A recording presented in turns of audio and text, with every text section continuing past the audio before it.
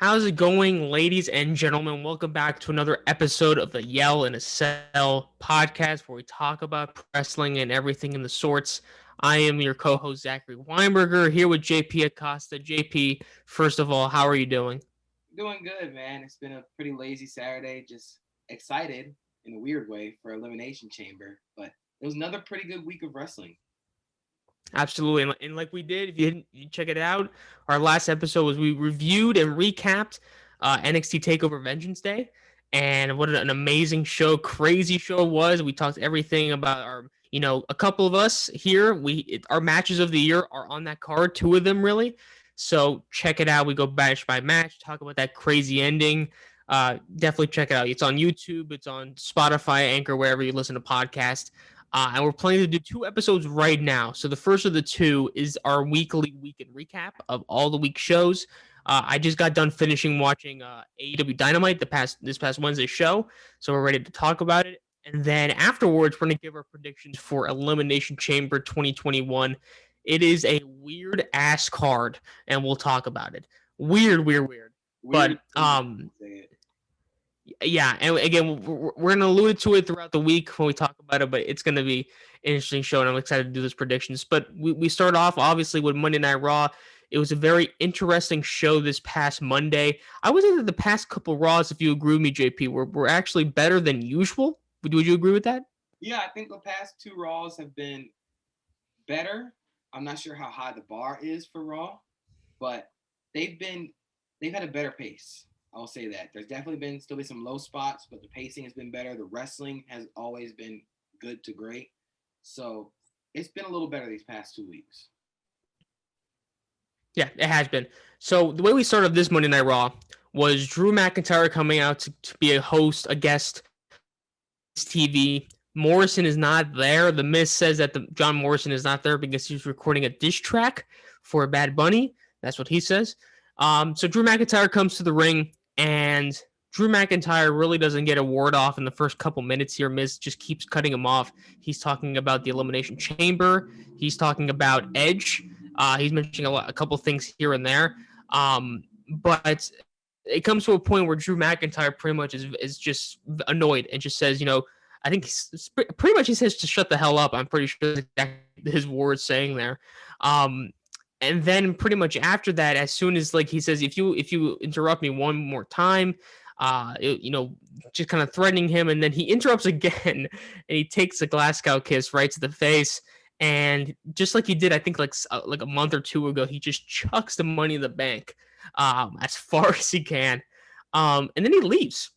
But after that, the Miz cuts this kind of promo saying like, what he just did to me proves the pressure that he's under and a pressure that I don't have to be under.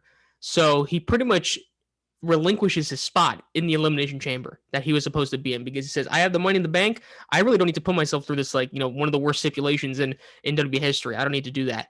So he relinquishes his spot. And that's pretty much the end of the segment. So I thought that this was, kind of a weird opening to Raw because, I mean, like, Drew McIntyre was out there. He really didn't say anything. All he did was just chuck a Money in the Bank briefcase as hard as he can. But that promo that Miz cut afterwards was actually pretty bad and kind of saved it for me. But not a bad opening segment. What do you think? It was all right. I mean, I like that they embraced the logic because I've been asking since they announced Miz would be in the Elimination Chamber, like, why? Why is he going to be in this if he has Money in the Bank? There's no reason for him to. And them finally coming to their senses and saying, hey, he doesn't need to be in this match. It opens up a lot more possibilities, especially for what happens later on in the night. But I do want to know, does Drew practice throwing the Money in the Bank briefcase as far as he can? Like, before the shows, is he just, is he just going to, like, toss it and just, like, give it practice runs? Or he just, like, I'm just going to throw it and see what happens? Because it looked like he threw it, like, extremely far. And I'm like, this seems like he practiced it before. The last time he did it, he actually, like, broke one of the monitors in the ramp. I wish that happened again. Does he practice it? He probably did a couple chucks before the show started, I think, for sure. I don't know. The guy's strong. He could probably throw us as far as that briefcase. So, I wonder how much the briefcase is. There's nothing in it except for, like, a contract. So just a piece of paper in those briefcases. I mean, it's pretty much nothing. I'm gonna ask. Yeah. I'm gonna contact the WWE and I'm gonna ask, how heavy is the Money in the Bank briefcase? Just DM Miz, just say like, hey Mike, how is How heavy lightweight, whatever. can I lift weights? Exactly. Can you lift weights with them? But the next thing after this is a 6-man tag match between the Hurt Business, the team of MVP, Cedric Alexander, and Shelton Benjamin versus Matt Riddle and Lucha House Party. The best part of this whole thing was, well, by the way, we saw this match, I would say, several weeks ago. The best thing is when it was President's Day and Matt Riddle was talking to Lucha House Party about JP. JP's already done with this. He's talking about the best president and stuff like that, and he's kind of making like jokes, like saying the president's name, like bro. I forgot what the jokes he did, if I'm being quite honest. But he asked, I think he asked Graham Metalik who his favorite president was. What did he say? It was a really cringy line. I'm honestly trying to find it because it was honestly some good. It was honestly like the best thing I've heard all night. But he says something, and like Grand Metalik's like, we have a match coming up, like maybe we should just do that. And he's like, no worries, bro. And he comes out. I think this is the point where JP tweeted saying like Matt Riddle should never cut a promo ever again. Did you? Is that Yes. Is that accurate? At that point, I was like, okay, if you're gonna write stuff for him to say like Teddy Roosevelt, there you go. That was one of them. Yeah. There's no need for this. Just let him go and beat people up. I don't appreciate this. My brother loved it, but he's 11. So like, I'm just sitting there like, oh my gosh, this is what he's doing. Like, I get that he's supposed to be kind of carefree, but that's stupid. Like, it was just real stupid. Like having him say all that stuff. Maybe that's the target audience, I guess. Is maybe audience. Maybe. I mean, listen, I didn't hate it, but I guess Matt Riddle is at this point of his kind of time where he's just like he's not really being taken seriously, even though like sometimes in the ring when like you get him a little angry, he kind of gets in a little of a flurry, but like I don't know. But they have a match. Not a bad match between these two teams. I mean, they've done it already, so I mean, it's pretty much kind of the same fluff that we've seen. But they kind of go back and forth. One team dominates the other, like for a couple more minutes. But then afterwards, it comes to a point where Matt Riddle actually rolls up MVP. I think he also does like a bro time on him for the win. I think actually MVP got injured during the spot here. And we don't kind of know what the severity of the injuries. I don't think it's that serious, but he did suffer an injury in this match. But Riddle obviously pins MVP for the win, and then afterwards, as they're celebrating on the ramp with Riddle and the Lucha House Party, Bobby Lashley just comes out and just decimates everybody. Keith Lee nowhere to be found. Because they're saying that his status into Elimination Chamber is actually kind of blurry from what I've heard in reports. So, well, that's probably why he was absent, but. He obviously puts the Hurt Lock on Matt Riddle, and the Hurt Business just kind of like stands tall, and Bobby Lashley goes into the Elimination Chamber, dominant. So JP, what did you think of this match, and what did you think of the aftermath of it? I don't know. I feel like this was a miss because we've seen the match before, and the match itself was pretty good. But then having Bobby Lashley come out and put the Hurt Lock on Matt Riddle after he'd already rolled up, remember the Hurt Business, it's kind of that whole 50-50 thing where it's like, oh, you got to win, but you can't be too strong. But I don't know. It just feels weird. This was an odd kind of decision to kind of have Bobby Lashley just put the Hurt Lock on him and walk away and not have the Lucha House Party do anything. I think they might have gotten beat up too, but I don't know. I tweeted it out. It was kind of like, we've seen this before. It was a cool match. They're always cool matches, but like, I don't know. It just felt like it missed. Yeah, no, I can see that. Yeah, listen, I'm honestly excited for this triple threat if it stays. The triple threat match between Keith Lee, Riddle, and Bobby Lashley for the United States title. We'll talk about our predictions for that when we get to that episode, but. Obviously it's in question. We don't know if Keith Lee will be healthy by then. Maybe it'll be a singles match. Who knows? But I feel like that, in the go home show in the build up for that match, I guess they wanted Bobby Lashley to look strong in the go home show. Whether that means he loses it or not, I don't know. But weird, kind of a weird thing to happen. And I guess if you're gonna have someone to get the pin, it's gonna be MVP out of everybody else since they're building up that momentum with the Hurt Business still. So, but we move on and we actually go backstage and. Bad Bunny is talking to Mandy Rose. They're flirting, whatever. Bad Bunny looks back, and Damian Priest is like, "Wait, what's up, bro?" And they're talking, and then as soon as they're talking, they get interrupted by Akira Tozawa pinning R-Truth for the 24/7 title. He wins, and he kind of Tozawa runs into Damian Priest, and Damian Priest is just kind of bumps into him, and then he takes Tozawa's head and throws it against like a crate or something, and he tells Bad Bunny, "Dale, dale, pin him," and he pins him, and Bad Bunny is your new 24/7 champion. And him and like Damian Priest just run off with it. So that's that. I mean, I want to get your thoughts, JP, but this is what I want. Tonight, actually, as we're recording this, Bad Bunny is going to be on SNL. He's going to be the musical guest. I think SNL put on their Twitter saying like, "Here's the 24/7 champ." I am hoping that whether it be in the skit or one of the musical performances at the end, R-Truth pins him to win it back the 24/7 title. Like, imagine again. People talk the whole debate about Bad Bunny has been so stupid, by the way. Like, oh, what is he doing here in WWE? It's been kind of weird for me. I think that it's like it would prove more to how many eyes are going to be on WWE once R-Truth appears on SNL and pins him. I think it would be great. But well, what did you think of the segment, JP? And do you think that this something on SNL WWE related could happen? I think something on SNL WWE related is definitely going to happen. We might see Damian Priest. We might see R-Truth. Colin Jost and Michael Che were at, I believe, WrestleMania 35, and they were the hosts. So you know that something's going to happen. This is what they brought in Bad Bunny for, to win the 24/7 title, bring the WWE name onto SNL, and get pinned by R-Truth. It's nothing serious. I mean, for people saying like they hate Bad Bunny and WWE and he's taking all the time from people, the biggest counterpoint to that is Bad Bunny sold the most like memorabilia and like t-shirts and hoodies on the WWE website since he got there. Like, he's outsold everybody. That's how popular he is. He's bringing people to the brand. That's what you want. That's, at the end of the day, we want to bring in more wrestling fans. Bad Bunny is going to bring in a lot of wrestling fans. So I don't see what the problem is here. I think people are just mad for no reason. I think so too.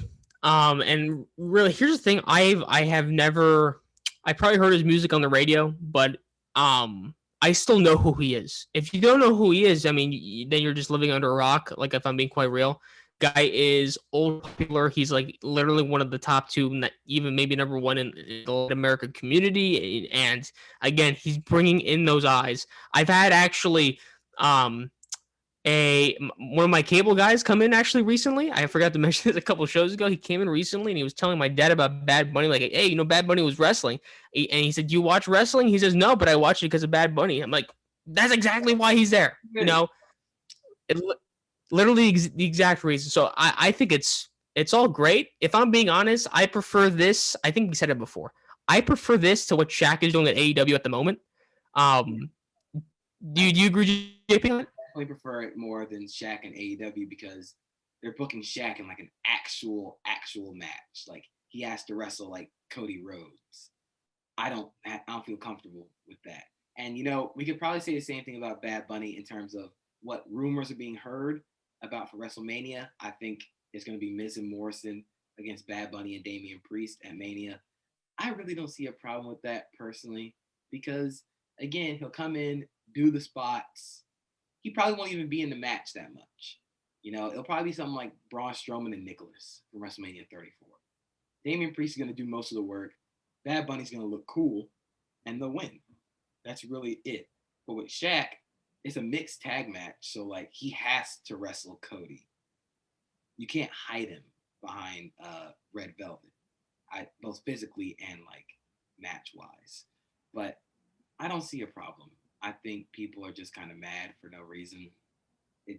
He's literally more popular in Latin America than any wrestler is worldwide. Like, he's more popular in one country than any WWE wrestler is around the world. So this is going to bring more viewers. That's what we ultimately want. It also helps Damian Priest. I feel like with this Bad Bunny sort of kind of partnership that's going on, not only is he pursuing a dream, which I think is great, he weekly television since Royal Rumble. I feel he's been on every single Raw. And again, putting him with Damian Priest, because not only you're going to bring the eyes that Bad Bunny's going to bring, but those same people are going to look at Damian Priest and be like, maybe this guy's the next big star. He's being paired up with Bad Bunny. The company, you can see, has faith in Damian Priest by pairing him up with them. And I just think that there's a lot more benefits to this. To me, it's just like, you can say it's a ratings pop, and you're definitely right, but I feel like there's a lot more benefits to this. But with Shaq, to me, it's just the ratings thing. It's the TNT partnership thing. And to me, again, Shaq has not been on weekly. I mean, this has been a couple months in the making, but a lot of those weeks, Shaq was not appearing or anything. No mention of the match. To this one, it's like week by week, we know we're probably going to get that match at Mania. I'm all for it. So, but we move on. He's still a 24/7 champion. We'll see by tonight if he still is. But to me, it was a great segment as well, for sure. Okay. We talked about a really good thing on Raw. And then, JP, I hate to say it, but we're gonna have to talk about this because it's the next thing on the event. I knew it was coming, and I'm still not prepared. Yeah. So the match setup is Asuka and Charlotte Flair versus Lacey Evans and Peyton Royce. Yeah. Okay, so they go to the ring. Asuka and Charlotte Flair, they do their entrance, and Lacey Evans and Charlotte and Ric Flair and Peyton Royce come out. I think Lacey Evans cuts a promo about like a late Valentine's Day thing or whatever, or something about Valentine's Day. Like she brought like a little one of those candy hearts and said "bite me" or some crap like that.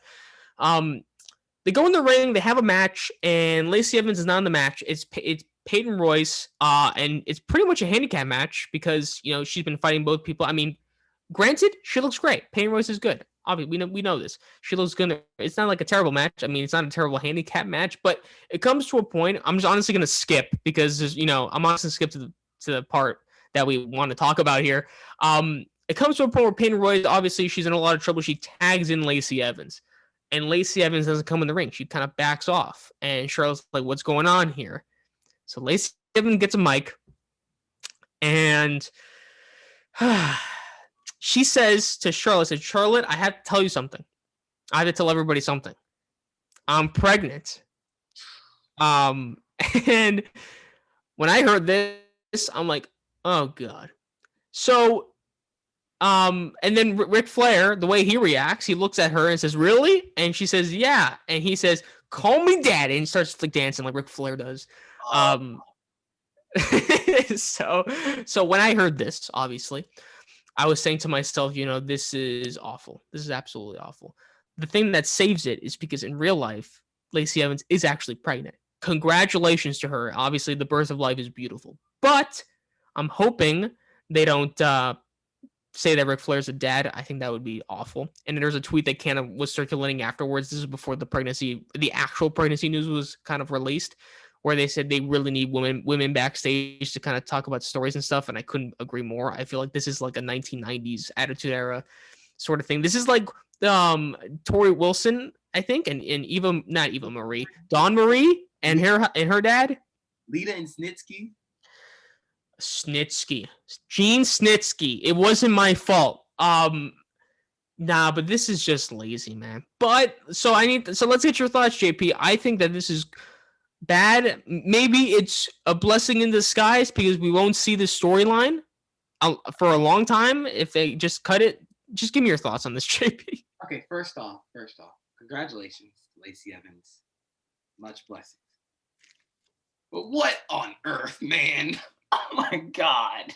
I'm going to tell you my exact reaction. So she tags in and she just doesn't wrestle. She hops on. I'm like, okay, this seems like a sort of heel thing to do. It's like, I'm not going to fight you. You have to wait until so-and-so. But then she goes, I'm pregnant. And I'm sitting there watching with my sister, right? And I'm just like, what? And I was like, you're what? And then Ric Flair starts strutting like, really? And like he starts strutting around and like, well, call me daddy. And I'm like, oh God, no. Oh God, this is not what they're doing. And like I looked at my sister and we're both like, what?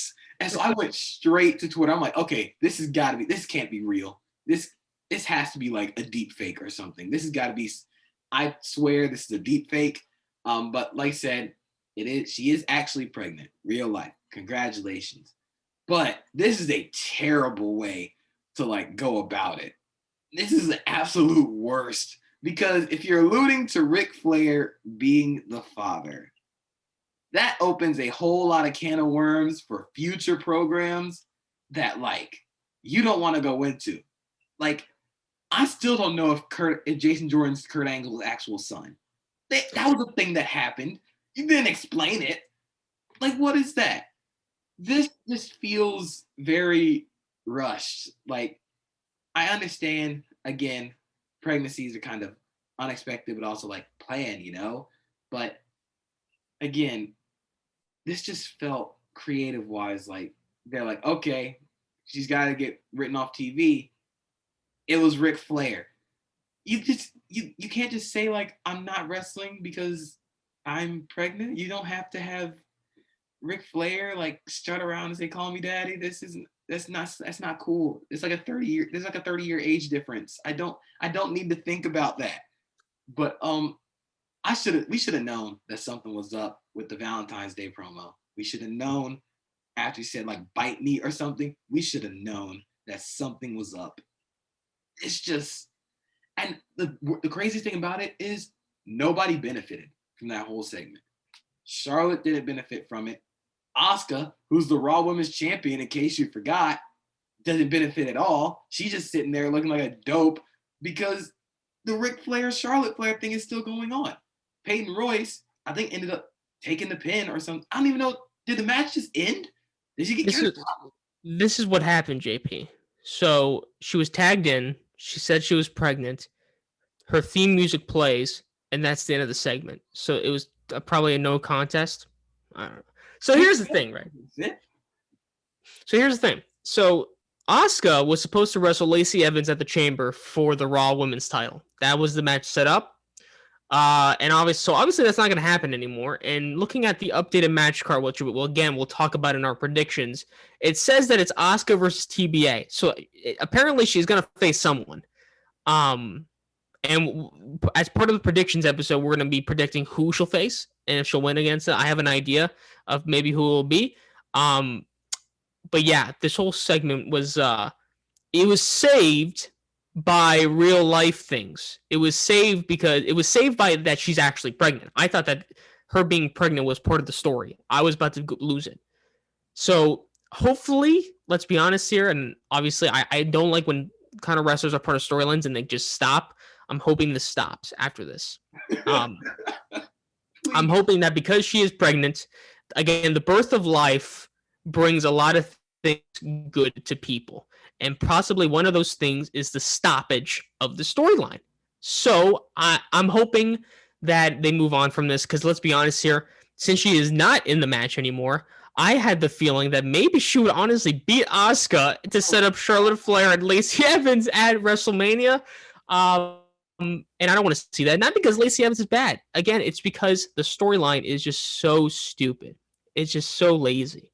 Like if they stop the whole story now, what is that? Where does that leave Rick and Charlotte Flair? Are they just like, are we cool now?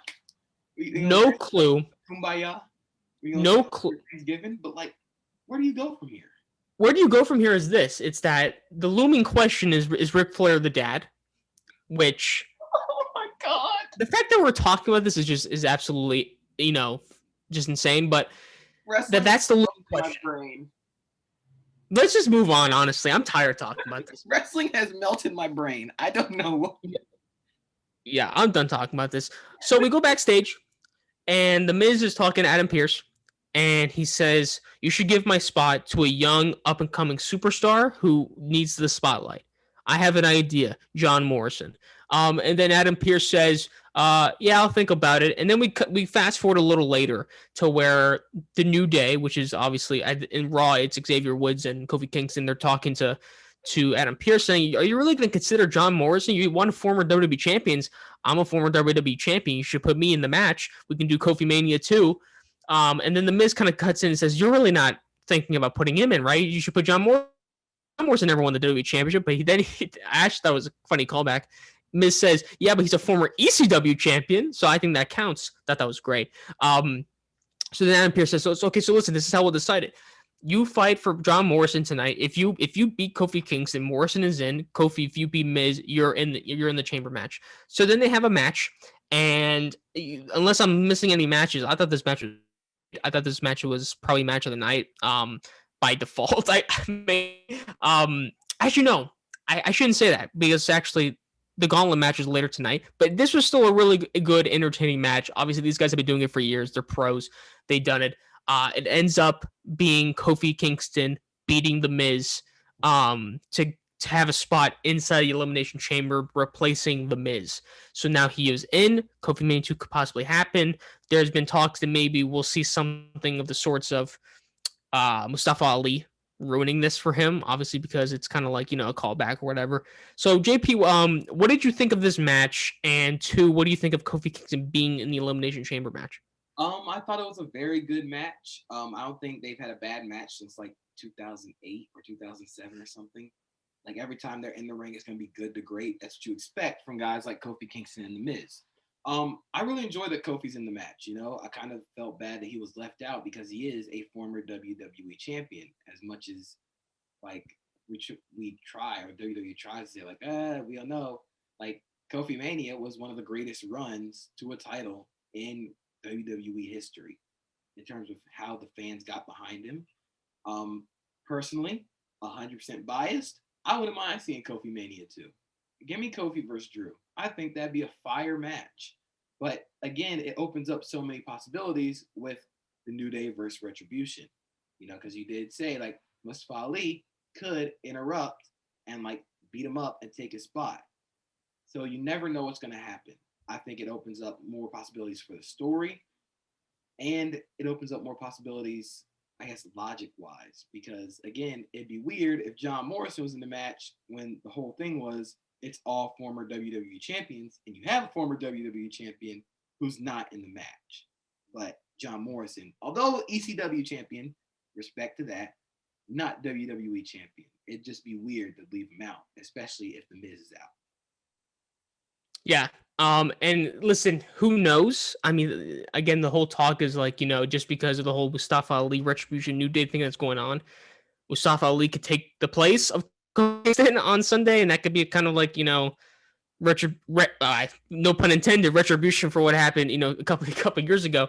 I wouldn't mind seeing that. Obviously, I want to see Kofi in the match. To be honest, I don't think. I think either way, I think it's kind of it would almost be a missed opportunity if they didn't have Retribution even talk about this. I feel like Mustafa Ali, he wasn't even on the Raw show this past Monday, and I don't think he's commented on it. I feel like that he has to. I mean, it's such a callback that I don't. It would be kind of weird if he didn't. But that's what happens there. So we have Alexa Bliss now. We see her in the Funhouse, and she says a lot of kind of nursery rhymes, some rhyming sort of stuff. And then we see her kind of say that he will be reborn. The camera kind of pans up, and she's in a pentagram, satanic circle sort of thing. I was just about to do that. Yeah, get away from me. And I forgot what she did afterwards. She did like this crazy, like, not like a face thing, but it was just weird. Again, Alexa Bliss is, for better or for worse, she's killing this role. Absolutely killing it. But I did need to douse my TV in holy water after that because like I was terrified. She's just sitting there laughing in a pentagram. What am I supposed to do with that? Yeah, and again, the Fiend. I don't know what he's gonna come back as. Because spoiler, I think he's gonna maybe sabotage Randy Orton. But he might come back better than ever, and Randy Orton should already dig his own grave maybe, because I don't know what's gonna happen here. She's in a satanic circle. You better watch out, brother. I don't know what that means. Thrown into a pit of fire. Oh yeah, that's he's gonna throw Randy Orton into a volcano, and that is the end of Randy Orton. Yeah, poor Randy Orton. Back to the Inferno match. There you go. Afterwards, we get Lana versus Shayna Baszler. Lana beat Nia Jax in a tables match, which a fun match, I guess. I mean, that was the match where Nia Jax screamed something, which I can't remember because I haven't heard it since then. But yeah, so they have a match. pretty quick. I mean, we see a couple of bits of fury from Lana, but the Queen of Spades, she just kind of goes to her work, does his normal stuff. Does the joint manipulation thing. I get queasy. It's kind of the normal thing when I watch Shayna Baszler. Um, we also see like Nia Jax assault Nomi on the outside. And they kind of go back and forth with each other as well. Lana rolls up, Baszler for the near fall. Gets her in the Karafuda clutch, and that's it's the match is over. And that's pretty much it. I mean, let's see here. Let me ask you a question, because Lana and Naomi were the number one contenders, right, for the Raw tag team titles. Not the Raw tag, just the women's tag team titles. Did they ever fight for the titles or no? So now, okay, when we get to SmackDown, then I see. Wait a minute. I see it turning. I literally just thought that right now. Whatever. Okay, we'll talk. When we get to SmackDown, we'll talk about it. But they're supposedly. No, they're not. No. We're moving. Allegedly, they're the number one contenders. Let's move on. The Gauntlet match is next. There's like an hour left of the show, so this is gonna be the whole first part here. We have AJ Styles come to the ring with Omos. Obviously, and also because that Kofi Kingston just got a spot in the Elimination Chamber, he has to be in this Gauntlet match. So it's AJ and Kofi starting. Omos is obviously out there. It comes to a moment where AJ Styles tells Omos that he should have grits with M&Ms, I think he said. That's some Georgian cuisine, if I ever heard of it. But he pretty much says, like, that I'm gonna win this match. There's no question about it. I'm the best. The kind of the normal heel stuff. So him and Kofi kind of go at it. And Kofi Kingston, AJ Styles targets the knee of Kofi Kingston throughout the match. It seems that every match that Kofi Kingston is in, he always targets the knee, whether it be Jeff Hardy, whether it be anybody.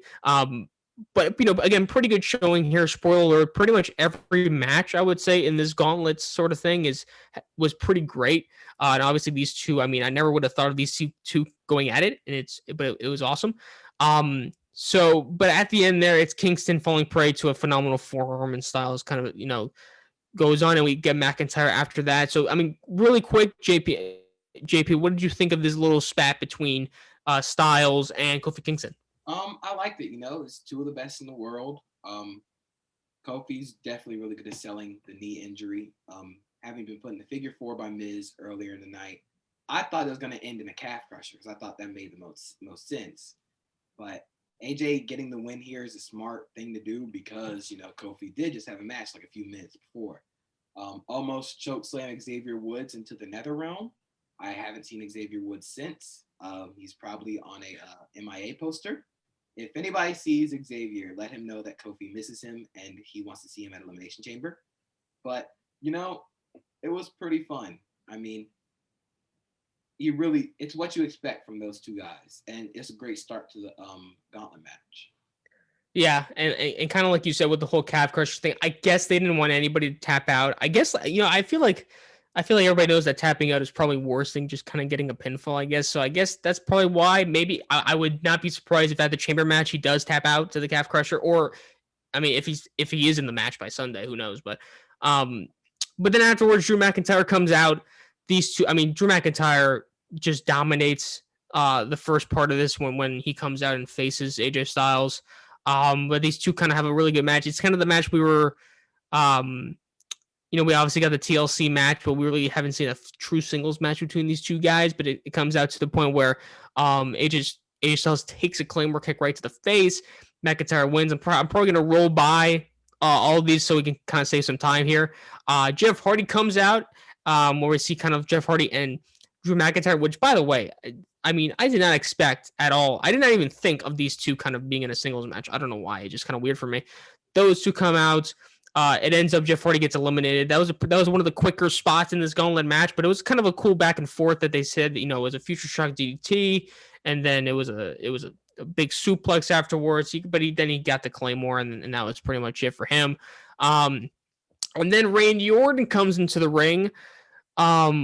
And pretty much, before this, Randy Orton kind of promo saying like, I have unfinished business with Drew McIntyre, and everybody's saying, oh god, the sixth, seventh time we're gonna be seeing this. But really, they kind of go back and forth for a little bit until we go outside. He goes outside, and the whole Thunderdome kind of shuts off a little bit. Every single screen that obviously when the fans are there, every single screen is Alexa Bliss laughing, and it's red lighting, and then we hear the bell ring. We hear the bell ring, and then they say, Drew McIntyre is the winner by count out. Because he got counted out. So I'll stop here, JP. JP, what did you think of that part of the Gauntlet match? Dog, the Thunderdome production must be run by 6-year-olds because this happens like every week. Every week, Alexa Bliss takes over the Titantrons, and I wonder, Adam Pearce must be like, dog, why do we hire these guys? But it's a great way to keep Alexa Bliss involved in the feud. It's a great way to keep the Fiend still in the back of Randy Orton's mind. He's still chasing the title, but he has to keep looking over his shoulder because the Fiend will snap his neck. But I thought it was crazy. Crazy Bliss is honestly a amazing character. I think this is some of her best work, and she's barely even wrestling. So, props to her, because I am mortified every time she enters a ring or is on the Titantron or laughing in the pentagram or drooling blood or whatever that black ooze was a few weeks back. It's mortifying, but I watch every time. Yeah, no, it's great. And when this happened, I was again freaked out. The fact that every single screen was Alexa Bliss's face was just absolutely haunting. So, but he gets counted out. Sheamus comes to the ring. I mean, Drew McIntyre has already been through a couple guys here. He's worn out. Sheamus comes to the ring. He attacks him on the outside. The bell doesn't even ring yet. He brings him back into the ring. The bell, ding, ding, ding. The match starts. Sheamus pretty much punishes him for the majority of this, but McIntyre tries to kind of get back there with a Glasgow kiss. Yeah, he does a future shock on Sheamus. Does a suplex, but then Sheamus, I mean, pretty quick sort of thing here. Sheamus hits him with a bro kick and pins Drew McIntyre. When was the last time Drew McIntyre got pinned? I don't remember, but he pins him 1, 2, 3. Sheamus is the winner. And then Sheamus afterwards pretty much says, like, this is not surprising. At Elimination Chamber, I'm going to prove that this wasn't a fluke. I'm going to become the new WWE champion, and I'm going to show Drew McIntyre who's the better out of the two of us. And that's the end of the show. Drew McIntyre looks defeated. He still has the title there, but he looks defeated. JP, thoughts on the whole Gauntlet match and Sheamus pinning Drew McIntyre at the end there? I honestly like the Gauntlet match. It had the great wrestling. One moment that stuck out to me was Jeff Hardy got destroyed by the Claymore. Like I thought he kicked the face paint off of him. But I thought it made Drew look really strong, which is important because they're booking this to be like one of Drew's biggest challenges, facing every former WWE champion. So it's making Drew look strong while also having Sheamus get the upper hand because he came out later.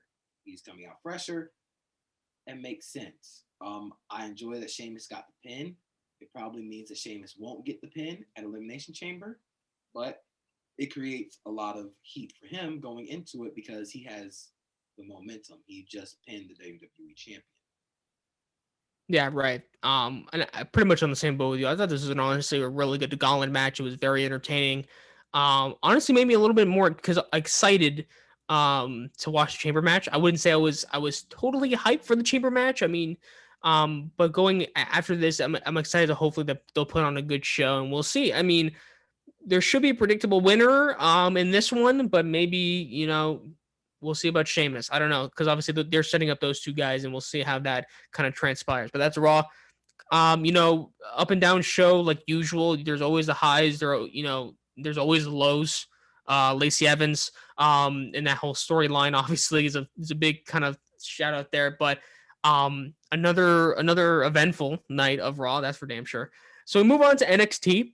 NXT coming off of a insane NXT Takeover Vengeance Day once again.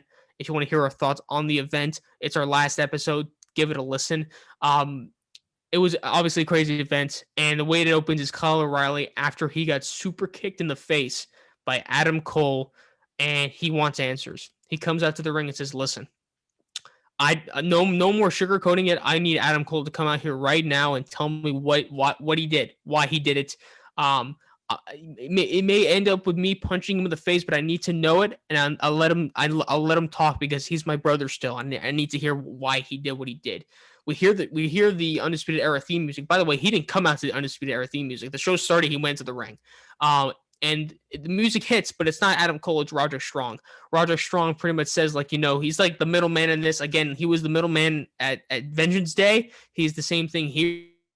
He pretty much says, like, Adam Cole, we know he regrets it. Listen, he's our buddy. Undisputed Era means a lot to all of us.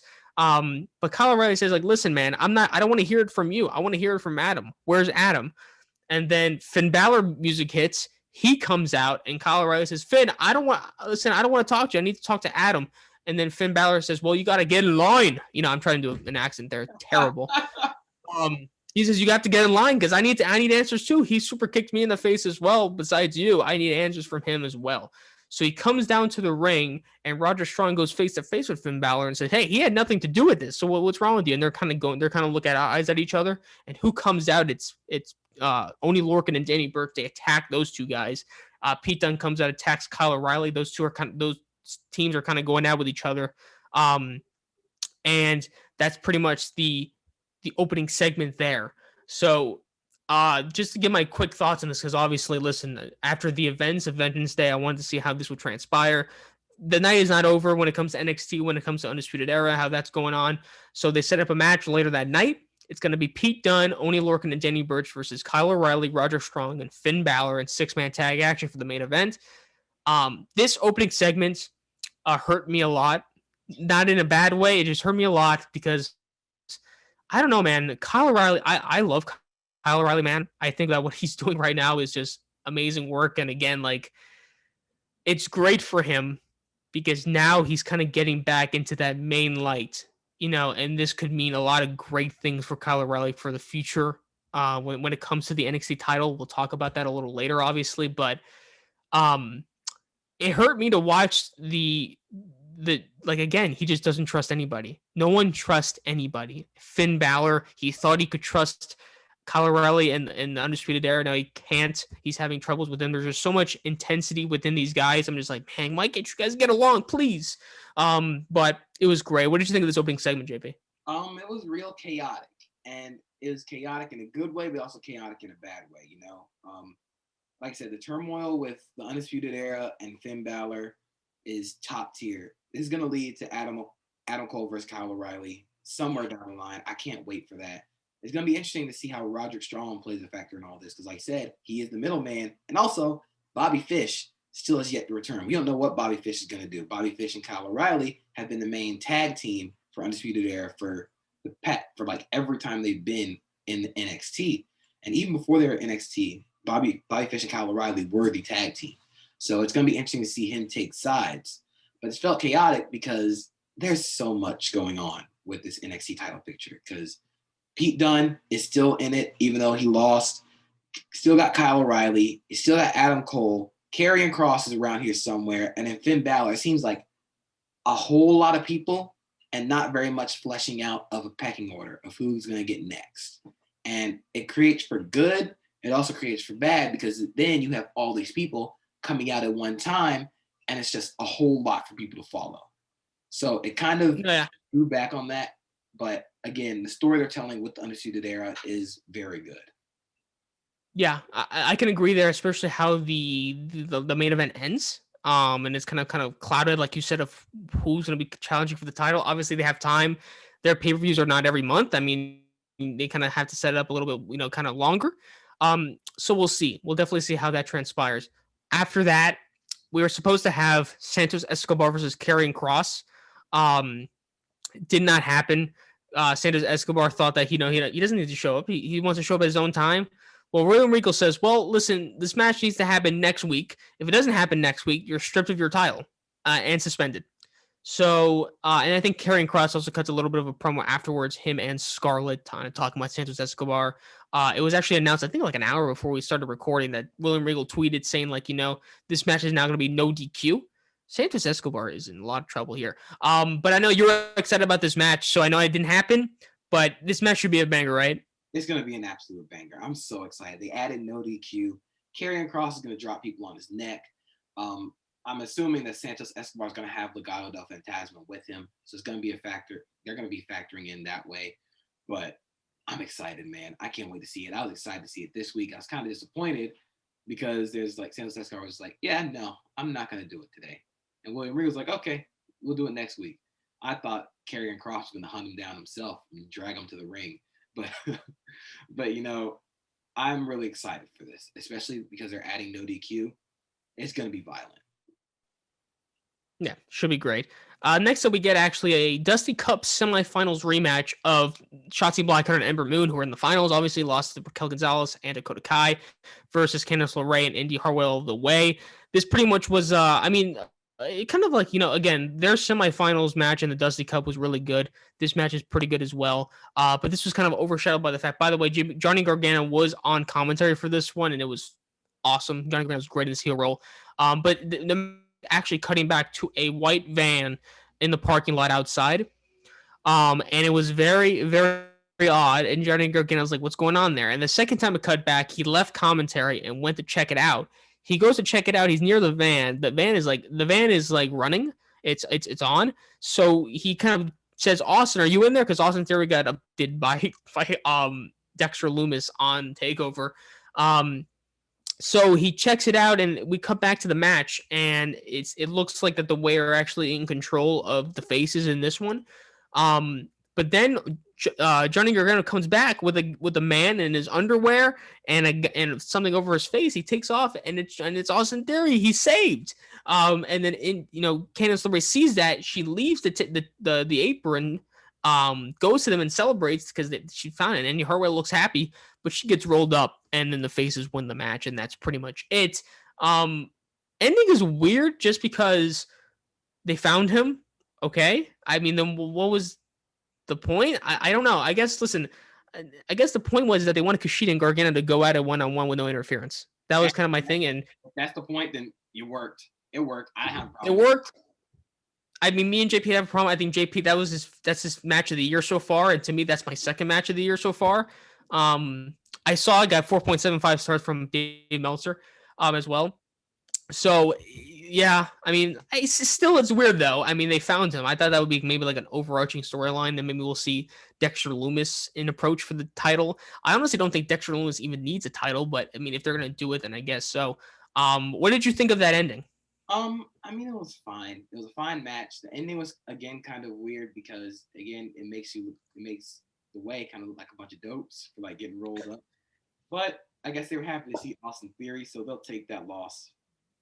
But yeah, I think I honestly think they needed to send Austin Theory back to the Way because it kind of take away from all the in ring and the storytelling they're doing there because you have to play like Where's Waldo with Austin Theory and Dexter Lumis each week. But it keeps Dexter Lumis in the title picture. It keeps him looming around Johnny Gargano without having to keep Austin Theory off of TV. So I guess it works to have him back, but there's definitely going to be some more crazy antics that Dexter Lumis is going to pull off.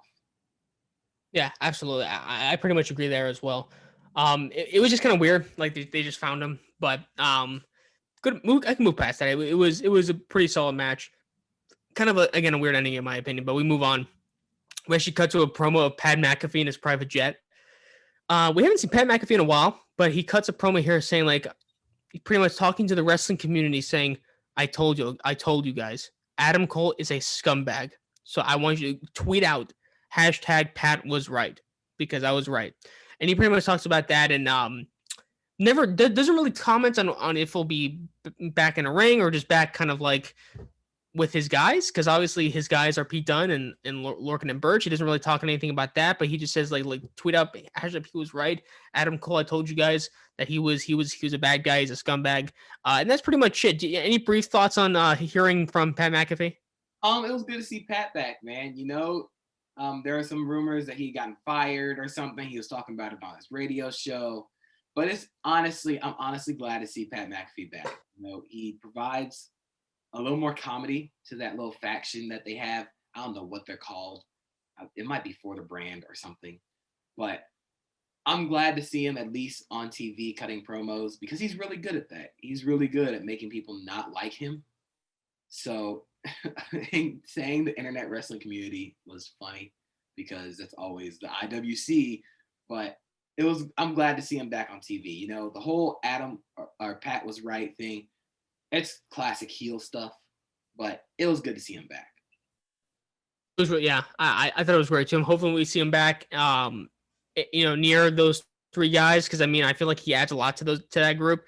Definitely is like kind of like the mic of that group. So hopefully we see him back. But after that, we pretty much get a really surprising match that they created between Isaiah Swerve Scott and Leon Ruff.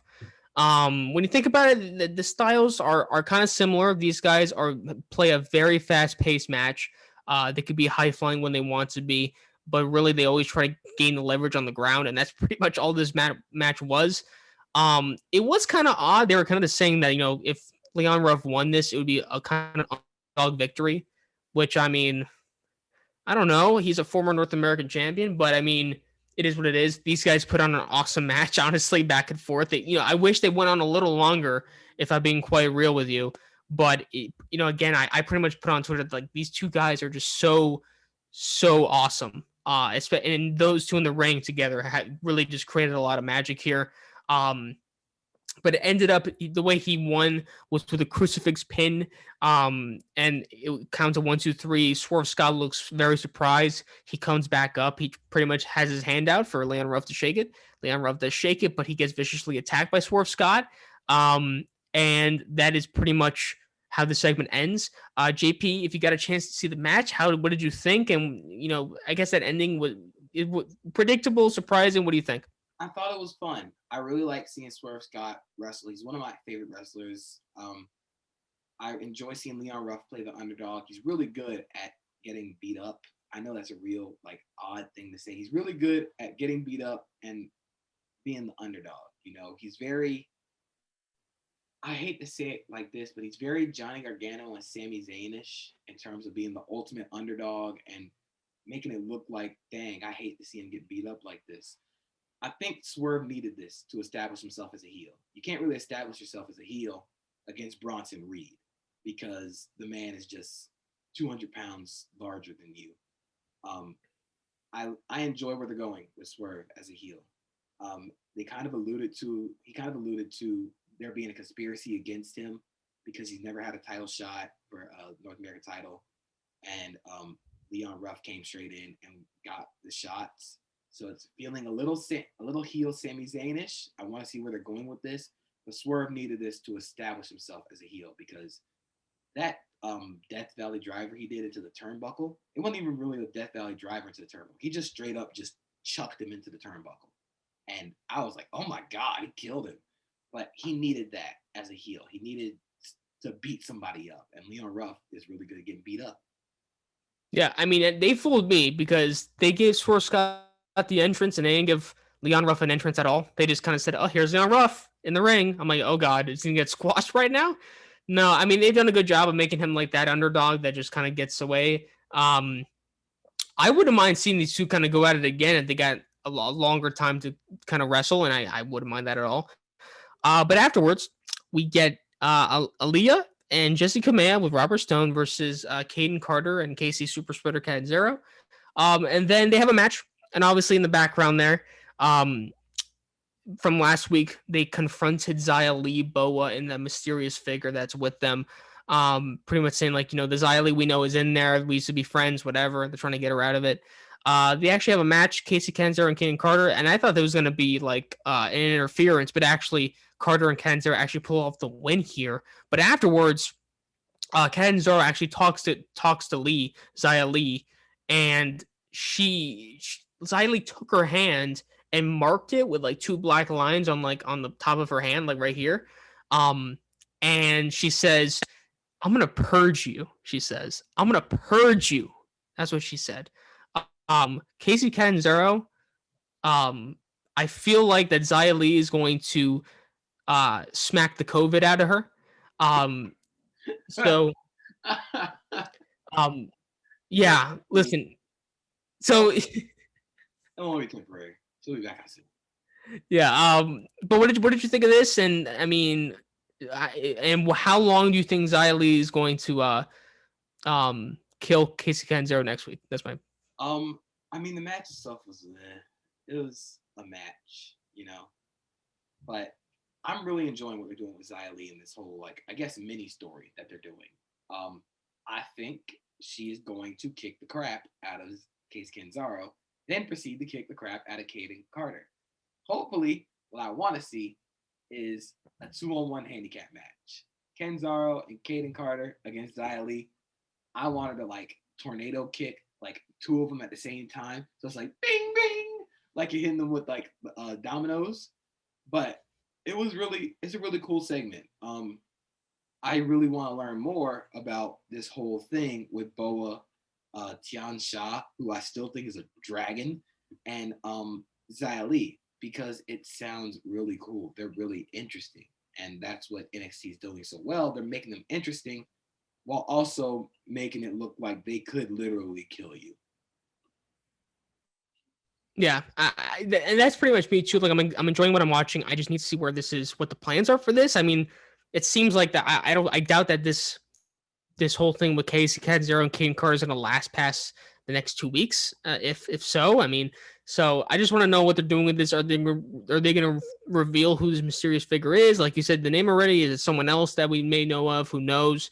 That's pretty much what I'm looking. That's pretty much what I think is going to happen a little there in the future. But we move on, and we actually, before we get to the Dusty Cup Trophy celebration, we see Kushida kind of being looked at by a doctor, and someone, a backstage. He's having a backstage interview and talking about how, like, I'm not done with Johnny Gargano. I'm still kind of on the quest for the North American title. Who comes out is Bronson Reed, and he pretty much shows his respect. Like, you perform well out there, but but I'm going for the North American title too, and it would be a pleasure to kind of run into you or whatever. And he puts his hand out, and Kushida kind of like hesitantly shakes his back. He's kind of weirded out by that. He leaves. Bronson Reed does. And someone's on a newspaper. They put down the newspaper, and it's Malcolm Bivens. And he says, Kushida, I have a great opponent for you for your first match after Takeover. Malcolm Bivens acting as the ultimate opportunist here. Obviously Kushida, after that crazy match he had against Johnny Gargano at Takeover, I have a perfect opponent for you later in the night. And obviously probably being Tyler Russ. We'll get to that a little later. Trophy celebration for the Dusty Cup winners. Beth Phoenix is in there with the trophy. She brings out MSK, and MSK, obviously talks about kind of them winning, what it meant for them, obviously being kind of like new to NXT and stuff like that. And pretty much says, like, on March 3rd, we're gonna take the tag team titles from Oni Lorcan and Danny Burch. And after that, brings in Raquel Gonzalez and Dakota Kai, obviously being the first women to win the Women's Dusty Cup. They come in and they pretty much say, and listen, I'm not saying a face turn happened. All I'm saying is that they came out to the ring and they were happy, coming into the ring. MSK, like the gentlemen they are, they open the ropes for them. They come in the ring. And you deserve the chance. Come out. I mean, there's people there. They chant it and they say, they kind of look at it like modest people. They come out, and they talk about how, like, again, they're gonna beat Shayna Baszler and Nia Jax. Who comes out? It's Shayna Baszler and Nia Jax at NXT with the world, with the women's tag team titles. They come out and Shayna Baszler, gets on the mic first and says, like, looks at Dakota Kai and says, "Oh, Dakota, you've really changed, whatever. You're just, you're still the same woman when I broke her arm." And Dakota Kai says, like, I'm not the same person I was that last time, whatever. Except that I have her now, Raquel Gonzalez. And then who gets on the mic it's Nia Jax, and she says, "Listen, forget you guys. I'm here to honor Dusty Rhodes." Because the first time that I met him, he said to me that I am a big, beautiful, badass bitch. And he was right. And then Raquel Gonzalez says, "All due respect to Dusty, and he's a legend in the business, but he's never met me." I thought that was great. I thought that was awesome when they went. I thought it was great. So they leave. I think so, they talk a little bit more, but then they leave, the champions. And then as soon as they're leaving, Raquel Gonzalez looks at the trophy with the boots and everything and says, "Hey Nia, I'm gonna shove that boot so far up your hole you're not gonna find it."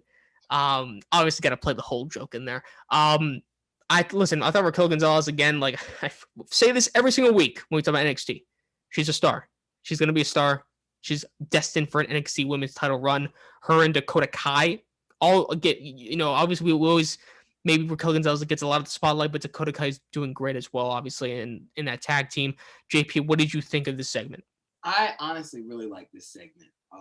It tells the story of Dakota Kai and Shayna Baszler, having that previous interactions before. It sets up the two powerhouses for competing against each other. And like you said, it kind of alludes to a face turn for Dakota Kai and Raquel Gonzalez. I think obviously they'd be the faces because I think Nia and Shayna work best as heels. But this is a match I'm honestly kind of excited for. I think it's gonna be a really good match. MSK and Beth Phoenix really stood out to me during this segment because they played up every line so wonderfully, just chomping on the popcorn. After Raquel said a line about the hole, I think it was Wesley was on the floor like convulsing in popcorn, and they like resuscitate him. It was so funny. MSK is great. They can do comedy. They can be serious. Beth Phoenix playing off them was awesome. I did feel like the whole line was kind of forced, especially at the end. When you throw it in at the end, it feels kind of like, oh, hey, we forgot about this. Say that then.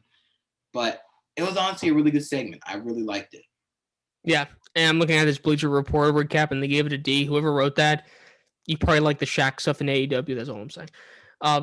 But no, listen, I thought it was great stuff. Listen, I think I never thought I would be excited for it, but seeing Raquel Gonzalez against Nia Jax is something that I'm actually looking forward to. I can't wait for it. After that, we get Kushida versus Tyler Rust with Malcolm Bivens. Once again, man, surprisingly, I shouldn't really even say surprisingly because it was a really good match between these two. I was scared that this was going to be maybe a squash match for Kushida. It definitely wasn't. The Tyler Rust. I mean, obviously Kushida was a little hurt, but Tyler Rust just showed why he's one of those future stars for NXT, and having Malcolm Bivens with him is great. These two kind of go at it, but there's not a clear finish here. Kushida puts Rust in the hoverboard lock, but he doesn't tap out. It's actually Malcolm Bivens kind of throwing in the towel or pretty much telling the ref to stop. And afterwards, Tyler Rust is like, I could have had him. He doesn't really act that angry. He just says, I could have had him. But Malcolm Bivens says, I had to protect my investment. So Tyler Rust loses, I guess, technically by submission or just by whatever. JP, what did you think of this match, and what did you think of that finish? Tyler Rust continues to impress me. He looked great against Bronson Reed. He looked great against Kushida. The more he faces those upper level guys, the more we'll see sort of his wrestling stand out. I think adding Malcolm Bivens to him as a manager makes him even more compelling because the story that they're telling with Malcolm Bivens and Tyler Rust, like he sees him as a very serious investment. He wouldn't have let him like break his arm and like tap if he didn't feel that way. So I enjoy that they're like saying like, hey, Malcolm was like, hey, I'm throwing it in. We'll live to fight another day. We just got to keep getting better. That's what you're supposed to do as like a manager. You're supposed to manage the person, look out for their well-being. Like I said, it was a really great match. Kushida once again gets the win. I'm curious to see what they do with him here. Do they let him go for the world title or the NXT title? Or do they go for the North American title? It honestly just depends. I think he can do either. I think he can have great matches both ways. But another very good match for Tyler Rust. Completely agree. And again, Tyler Rust, I mean, again, there was never really a rough part of this match. It was mostly smooth overall. And again, the thing about NXT that I like that obviously is so much superior than Monday Night Raw and is that pretty much every match it's always meaningful. There's never really anything that feels anything wasted. So when you have a thing like Tyler Rust and Kushida, it just benefits both of them. Kushida gets back on track with a win. Tyler Rust looks strong, and the finish pretty much savors that. He doesn't tap out. So I think it's some great stuff there. Afterwards, we get Zoe Stark in action. She faces Valentina Feroz, and she just wipes the floor with Valentina Feroz, and that's pretty much it. Like it was actually, I mean, it's just a standard squash match, but she looked more impressive than how a squash match should make you look, and that's saying a lot. Just decimates her. I mean, any brief thoughts on Zoe Stark in the squash match? Her finisher, that cartwheel into the GTS, is one of the most creative looking moves I've ever seen. One. And two, is one of the most lethal looking moves in the WWE right now. It looks so cool. You're getting flipped into a knee going straight into your face. It is awesome. I'm excited to see what they do with her from here because she can be a major player in the division because she has that finisher. It's like, I don't want to say she's going to be exactly like this person, but Baron Corbin with the end of days and nobody's kicked out of it, this can be the same thing because that finisher is awesome. No, yeah, listen, I can't see anybody kicking out of that. Again, that was one of the major things that I mean, I think I put that on Twitter on the account saying like again that finisher just looks absolutely brutal. Again, it's like a variation of GTS. I don't know what the official name is, but like it just looks absolutely brutal. But we move on to the main again 6-man tag match: Pete Dunne, Oney Lorcan, and Denny Burch versus Finn Balor, Kyle O'Reilly, and Roderick Strong. This match pretty much starts off with Kyle O'Reilly. I think Danny Burch or Oney Lorcan, one of those two guys, but it comes to a point where he still doesn't, because we also get a little clip earlier in the night of Kyle O'Reilly and Roger Strong talking outside. It wasn't a friendly conversation. There wasn't any fighter. There wasn't any like physical interactions or anything. They were just kind of like one person just doesn't trust the other. They don't know what to think anymore. So Adam Cole. So it comes to a point where Kyle O'Reilly,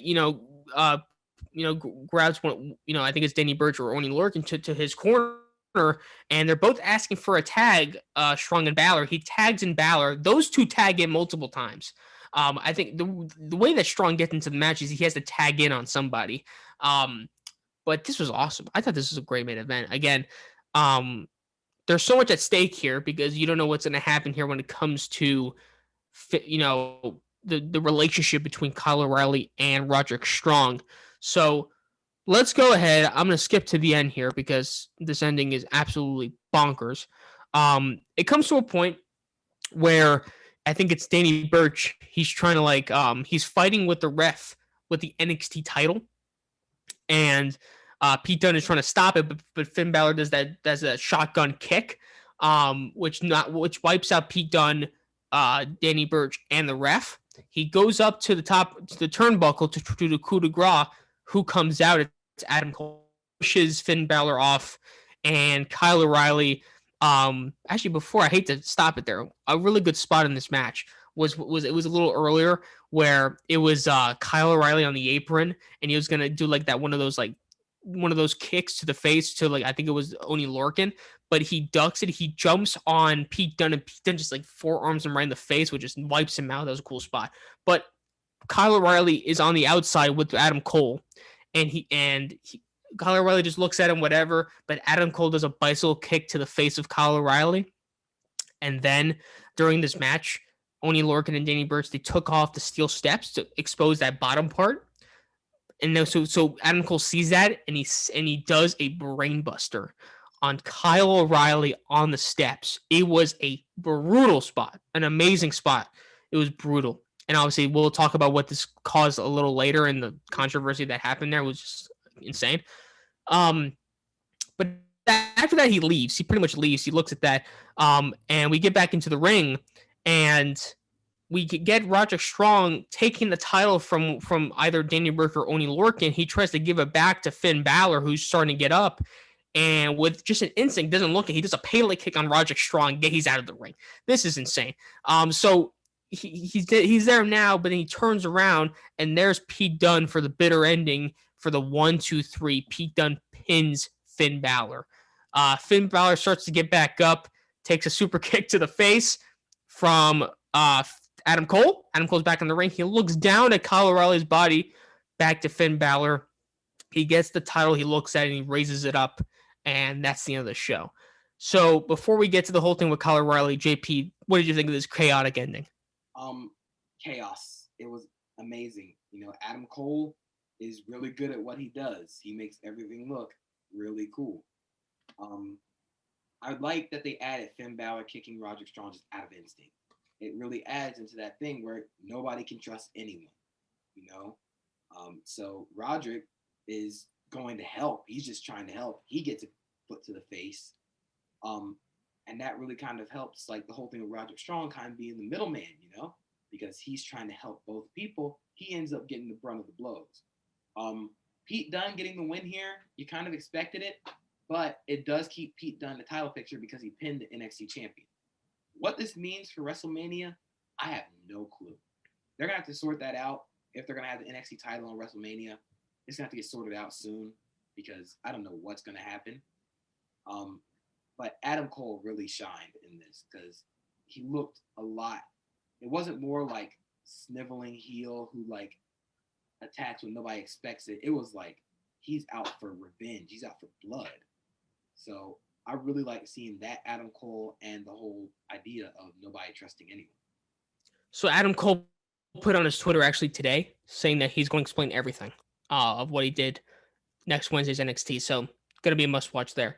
So what happened afterwards? Because there's a lot of controversy happening with Kyle O'Reilly afterwards, where there was a picture from a fan who attended saying that he suffered a seizure afterwards. And if you didn't know, Kyle O'Reilly does have diabetes. Sometimes that could be the result of it, maybe, is a seizure, which could be very serious, obviously. So he was taken out by a stretcher, which again, like the stretcher wasn't the concern, it was the seizure part of it. So that was going around, and me when I heard that, I was like staying up the whole night to see like what's the update here, what's going on here, because again, it was that one fan that said that he suffered a seizure. But then Ryan Satan later that night, it was pretty late at the night, said like I according to WB sources, it's all part of the storyline. There was no, he did not suffer a seizure. The injury is part of the storyline. And that's pretty much what happened. So a lot of thing was happening here. Like, how could WWE do this? That's it to me. It's stupid if you think that, in my opinion, just because the reason why the whole concern started, including me, I was very concerned, was because of the seizure part. There was no clue. There was no absolutely like sign that he was doing that for the act. It was, we've seen the stretcher gimmick before. It's been done time and time and time and time again, and it won't stop either. So it was all part of the story. JP, any thoughts on that? Any, or did you? I don't know. Just overall thoughts on that. So I went to sleep and I saw that everybody saying like prayers up for Kyle, looking out for you, Kyle. Seeing stuff about Kyle O'Reilly having a seizure. I'm like, what? This is crazy. So I go to sleep, thinking like, man, I hope Kyle's okay. Wake up next day and it's like, oh no, he's cool. It was just like planned. It's not like a planned seizure, but like he got taken off on a stretcher, and I'm just like, how did it go from like seizure to like, no, it's just a work. It's like a whole thing because there was something about Adam Cole running out there to him, making sure he was okay. I don't know if that was true or not. I don't know if that's a part of the story, but I really was like, nobody had any clue. And it kind of, excuse me, it kind of solidifies why you can't really run with the things that fans post, especially at events, because they can say like, oh, he's having a seizure, and then like the next day or a few hours later, it's like, no, he really didn't. It's fine. So, it was refreshing to see everybody kind of look out for him and say like, hey, we're looking out for you. But at the same time, like, man, you really shouldn't like run with everything you see on the internet, especially from a fan post. You gotta wait till like Sean Ross Sapp for Fightful or Ryan Satan like says like you said, oh, he didn't have a seizure. You can't really run with that from a fan post. Absolutely. And really, there was no. He really didn't describe. The fan didn't really describe what he saw. It was just like an Instagram story post or something like that. Um, but again, I think the reason why he did say this is because again, Kyle O'Reilly. I mean, I don't know if he's had seizures in the past, but again, does have diabetes, and that could be one of the results there. So it was concerning. Excuse me, but hopefully, thank God everything is okay. It's part of the work. And again, people that are trying to find a way to blame WWE on this, there really is no reason. It's all part of the story that he is injured. It's all work, and they're saying that. Listen, they're saying that Kyle O'Reilly is one of the best sellers in WWE. So the fact that he did get that reaction is maybe all credit to him. But again, it was a pretty nasty spot that he took with the brainbuster. It was absolutely incredible. But that's the NXT. Another good show there. We move on to AEW Dynamite. Just kind of actually rewatch this. Or excuse me, watch this actually today. To kind of get ready for this spot here. So the way we actually start off with this is actually Hangman Page and Matt Hardy versus the Hybrid 2.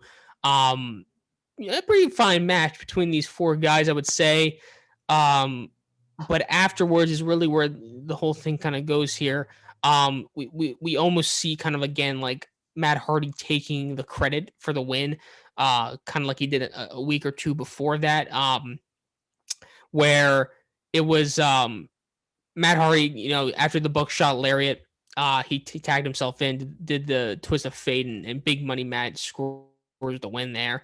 Afterwards, they were talking about the contract that Matt Hardy made Page sign because he was drunk. And he said, Matt and Heyman Page says, "Oh, do you not know what the contract really had?" He says, "We talked about." So he says, "Let me bring up my team of lawyers or whatever." It's just it's a Jacksonville Jaguars mascot coming out with a contract. I know JP's happy about that because Jaguars' favorite team. He comes out and he's like the mascot's dancing and he gives Matt Hardy the contract. And it pretty much says that he gets kind of like all of his earnings, all of Matt Hardy's earnings or whatever. But so they actually initiate a match.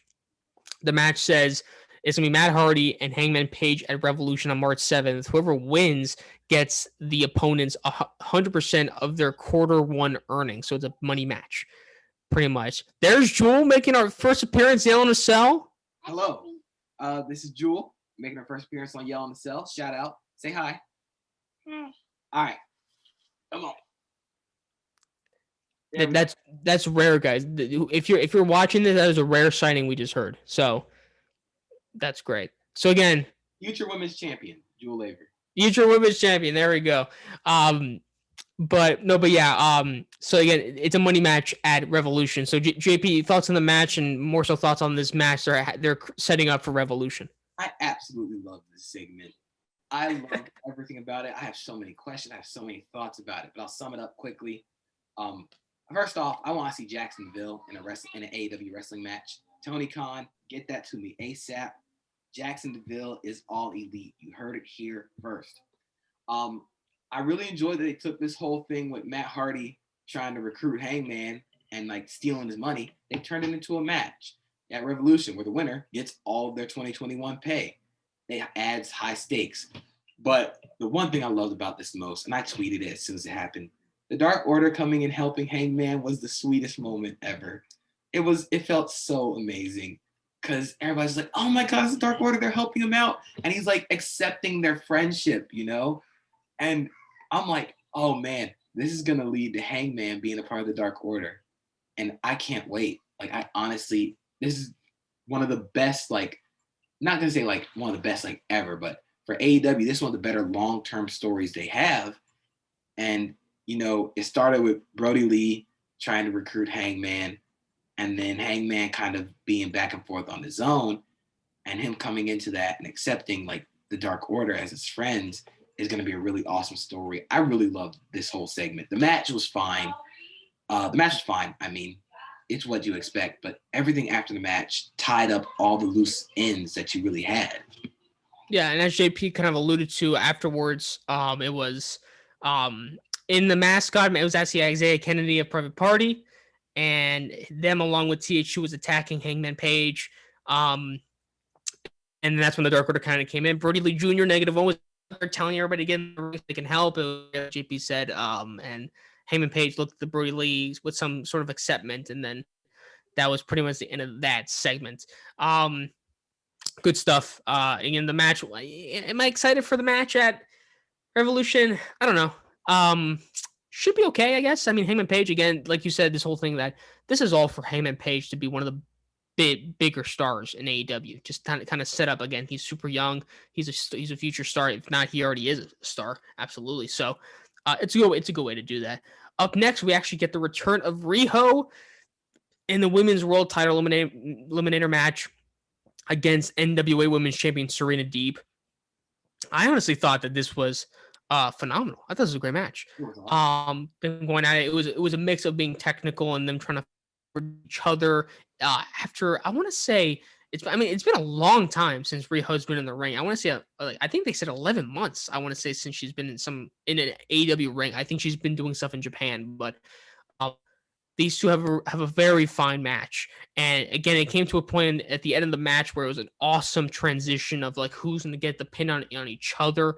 But it culminated with a roll for Riho, which gave her the win, and Serena Deeb looked surprised. It wasn't like a clean, single like handedly victory for Serena Deeb, but she looked very strong in this match. And again, Riho, in her first match in AEW match in such a long time, I thought it was very impressive. And again, I thought the match was really good. What did you think, JP, of this one? This is a great way to reintroduce Riho to the American crowd.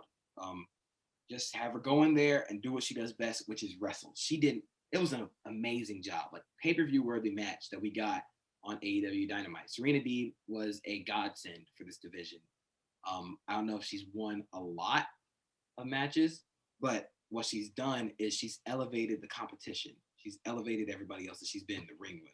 Riho didn't already need elevation, but both of them being in the same ring together, counter wrestling, counter holds, pins, all the pinning combinations, it was awesome to see. So it was a great way to reintroduce Riho. She's automatically one of the favorites to win the whole thing and face Hikaru Shida. So, like I said, a phenomenal match from start to finish. Yeah, and also within this women's eliminator tournament, this means that she actually faces Thunder Rosa to be in the finals. Or shooting the semifinals, which should be an absolute amazing match. However, I have a problem with this. I tweeted about this earlier today, actually. Tony Khan announced that this is going to be on this Sunday on a Bleacher Report sort of event. So again, the talk of AEW has mostly been the women's division, and how again there's talent there, but the acknowledgement of them is just kind of weird. It seems like they don't care about the women's division, which I mean I don't think is all true, but they don't really do themselves that justice. So I'm looking at the card next week for AEW, and one of the matches that is going on is Jake Hager versus Brandon Cutler on the Dynamite card, and not Thunder Rosa versus Riho. Oh my god! So, and there's this other match that I forgot that's going on that I'm not interested in seeing as well. I mean, you have Moxley and Nemeth, which again, it's Moxley, so I understand him being on the card, but I forgot what the other match was. That was just, to me, it's like I don't care. If I'm being real, I do not care. I care about Thunder Rosa and Riho. That could be a bomb ass match. Absolutely, it could be possibly the best match in that tournament. But I wanted to get your thoughts on that. Before I do that, I do want to share that they did a Japanese side of the tournament. And whoever that is going to face the American side to face Hikaru Shida at Revolution. We'll see if I butcher the hell out of these names, but I just kind of want to tell you. And by the way, did you see the ring that they were facing each other? It's quite small, but I think it's what you can do. Is do what you can do. When we're still in a pandemic. It looks so bad. Okay, here's why. It wasn't even the ring. I mean, the ring's fine. It was just the presentation. It was just black curtains and an AEW side, and that was it. But let's go ahead. I'm gonna go ahead and read off the names here. So, okay, this is gonna be good. Yuka Sakazaki, beat Mei Suruga. Yuka Sakazaki on AEW last year. She was one of the people Joshi wrestlers who came over with Riho. So, okay, and then Emi Sakura beat Veni. Yep, she was also around last year. I think she had a title match against Riho on Dynamite. That was really good. Okay, and then Ryo Mizunami beat Maki Ito. Oh, I wanted Maki Ito to win so bad. She's hilarious on Twitter. She roasted Jim Cornette, which always gets a win in my book. Yeah, that pretty much for me as well. And then the final one, which by the way, I was looking at these matches. I didn't watch the full matches, but I saw like the highlights they put on AEW Dynamite.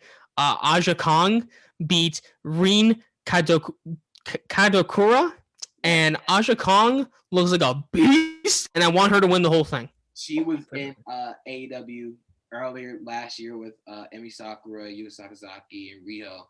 She is a beast. She is a pillar of women's Japanese wrestling.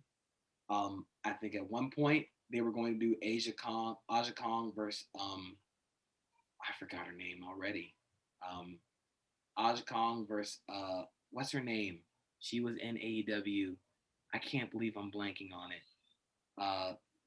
Not Nyla Rose, but I'll figure it out. I'll probably tweet it as soon as I figure it out. But dang, I can't believe I forgot her name. She was Karma in WWE. Awesome Kong, is that her name? Yes, Awesome Kong versus Aja Kong. Awesome Kong. Whoa, that would have been amazing. They were setting that up, but then pandemic happened. So they're great. Honestly, I kind of think they're going to do Aja Kong getting the win, either Aja Kong or Yuka Sakazaki, because they're already new. They're already known names for the American side, but I think Aja Kong versus Rio would set up the kind of big versus small that we don't normally get, and it'd be a fire match. I think Aja Kong versus Thunder Rosa would be awesome. Aja Kong versus Nyla Rose immediately, yes, need it. Britt Baker is still on the American side. This tournament's really gonna show that AEW has some really good women's wrestlers.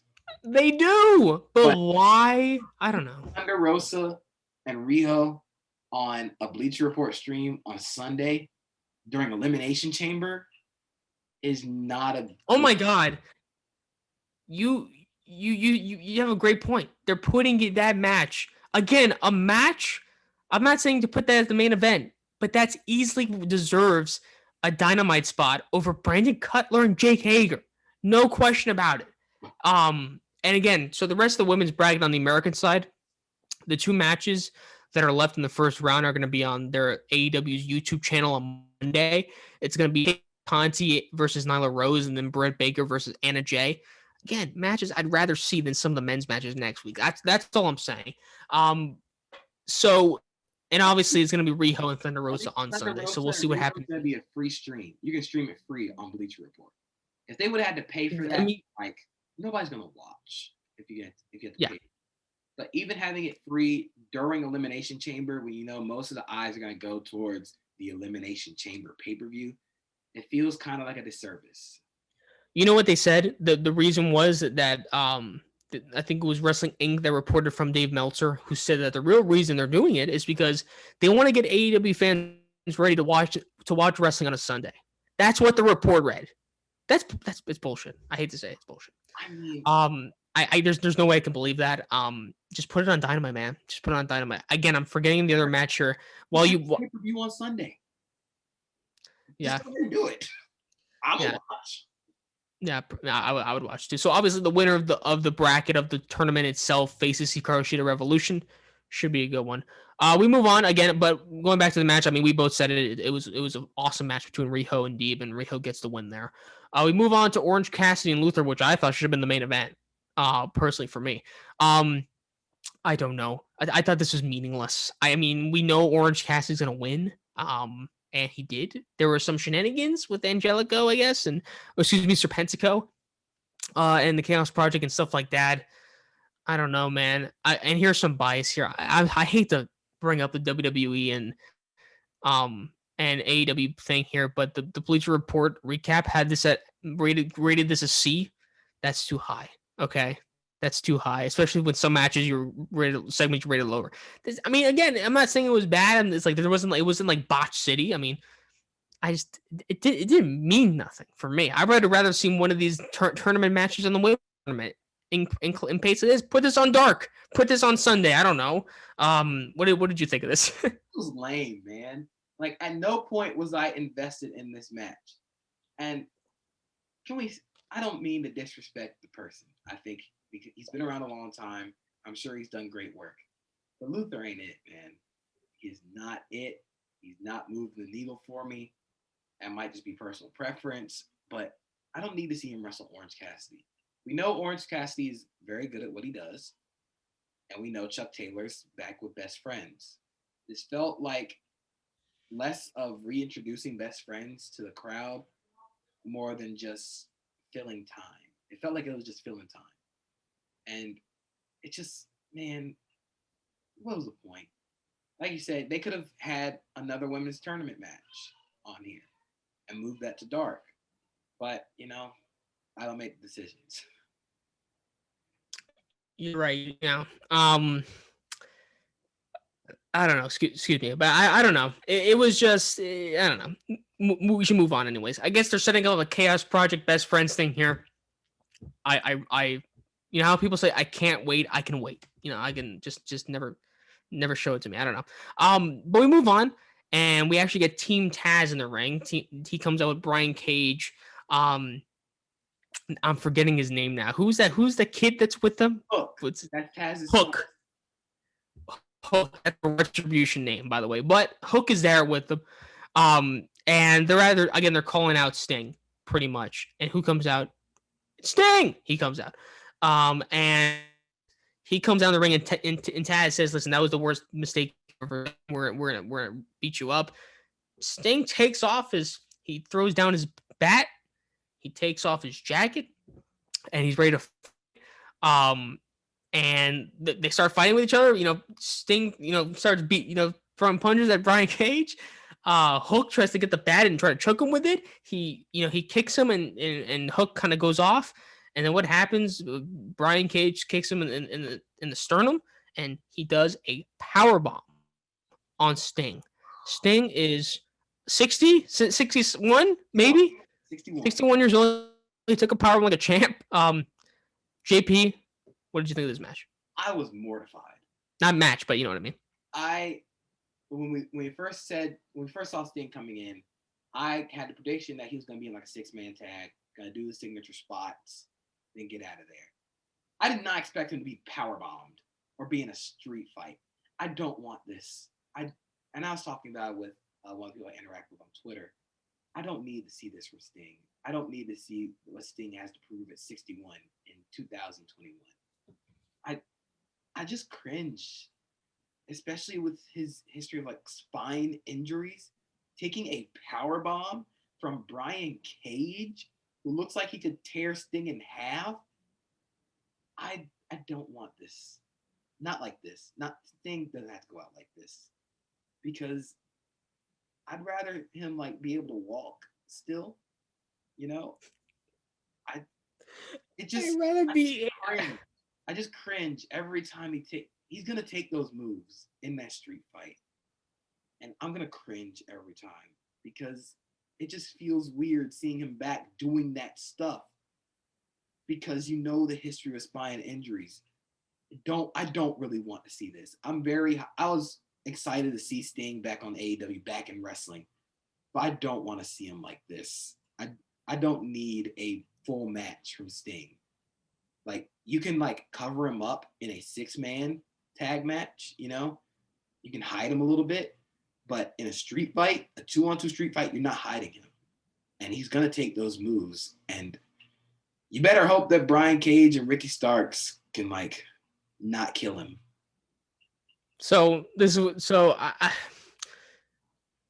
Here's the thing, right? You're talking about that you're going to, I don't think you should watch the street fight, because I think you might die of cringeness, because he's not going to just take a power bomb. He's going to take a lot of bumps here. Bumps that, maybe a 60-year-old should not be taking.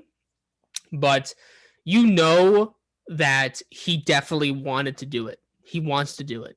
And again, that's his choice. And I'm not saying that he should be the final choice, because he's not, Tony Khan. He's not the people running the show. He could be like, hey, you're 61 years old. You can't be taking these bumps. But apparently he felt safe enough to do a power bomb. And it wasn't just like one of those nonchalant power bombs. He slammed him on the mat. It was a full on power bomb there, and he he seemed okay. I mean, I don't He know. was Uh, real close to the baseball bat. I was like, oh, he's gonna get power bombed off the bat, and that's gonna mess his spine up. And I'm just like, oh god. yeah. We'll see in the street fight, man. Maybe they'll kind of make Darby take all the nasty bumps, but we'll see, man. I don't know. People, AEW fans were excited. They were bragging to WWE fans, "Hey, we got Sting. It's gonna be great. He's gonna put over Darby. He's not gonna wrestle. He's gonna be in a street fight, folks, on March 7th at Revolution." Um, I can't say I'm not excited. I'm honestly excited. I'm hoping that they give Sting a good showing here, but I can't say that I'm not nervous.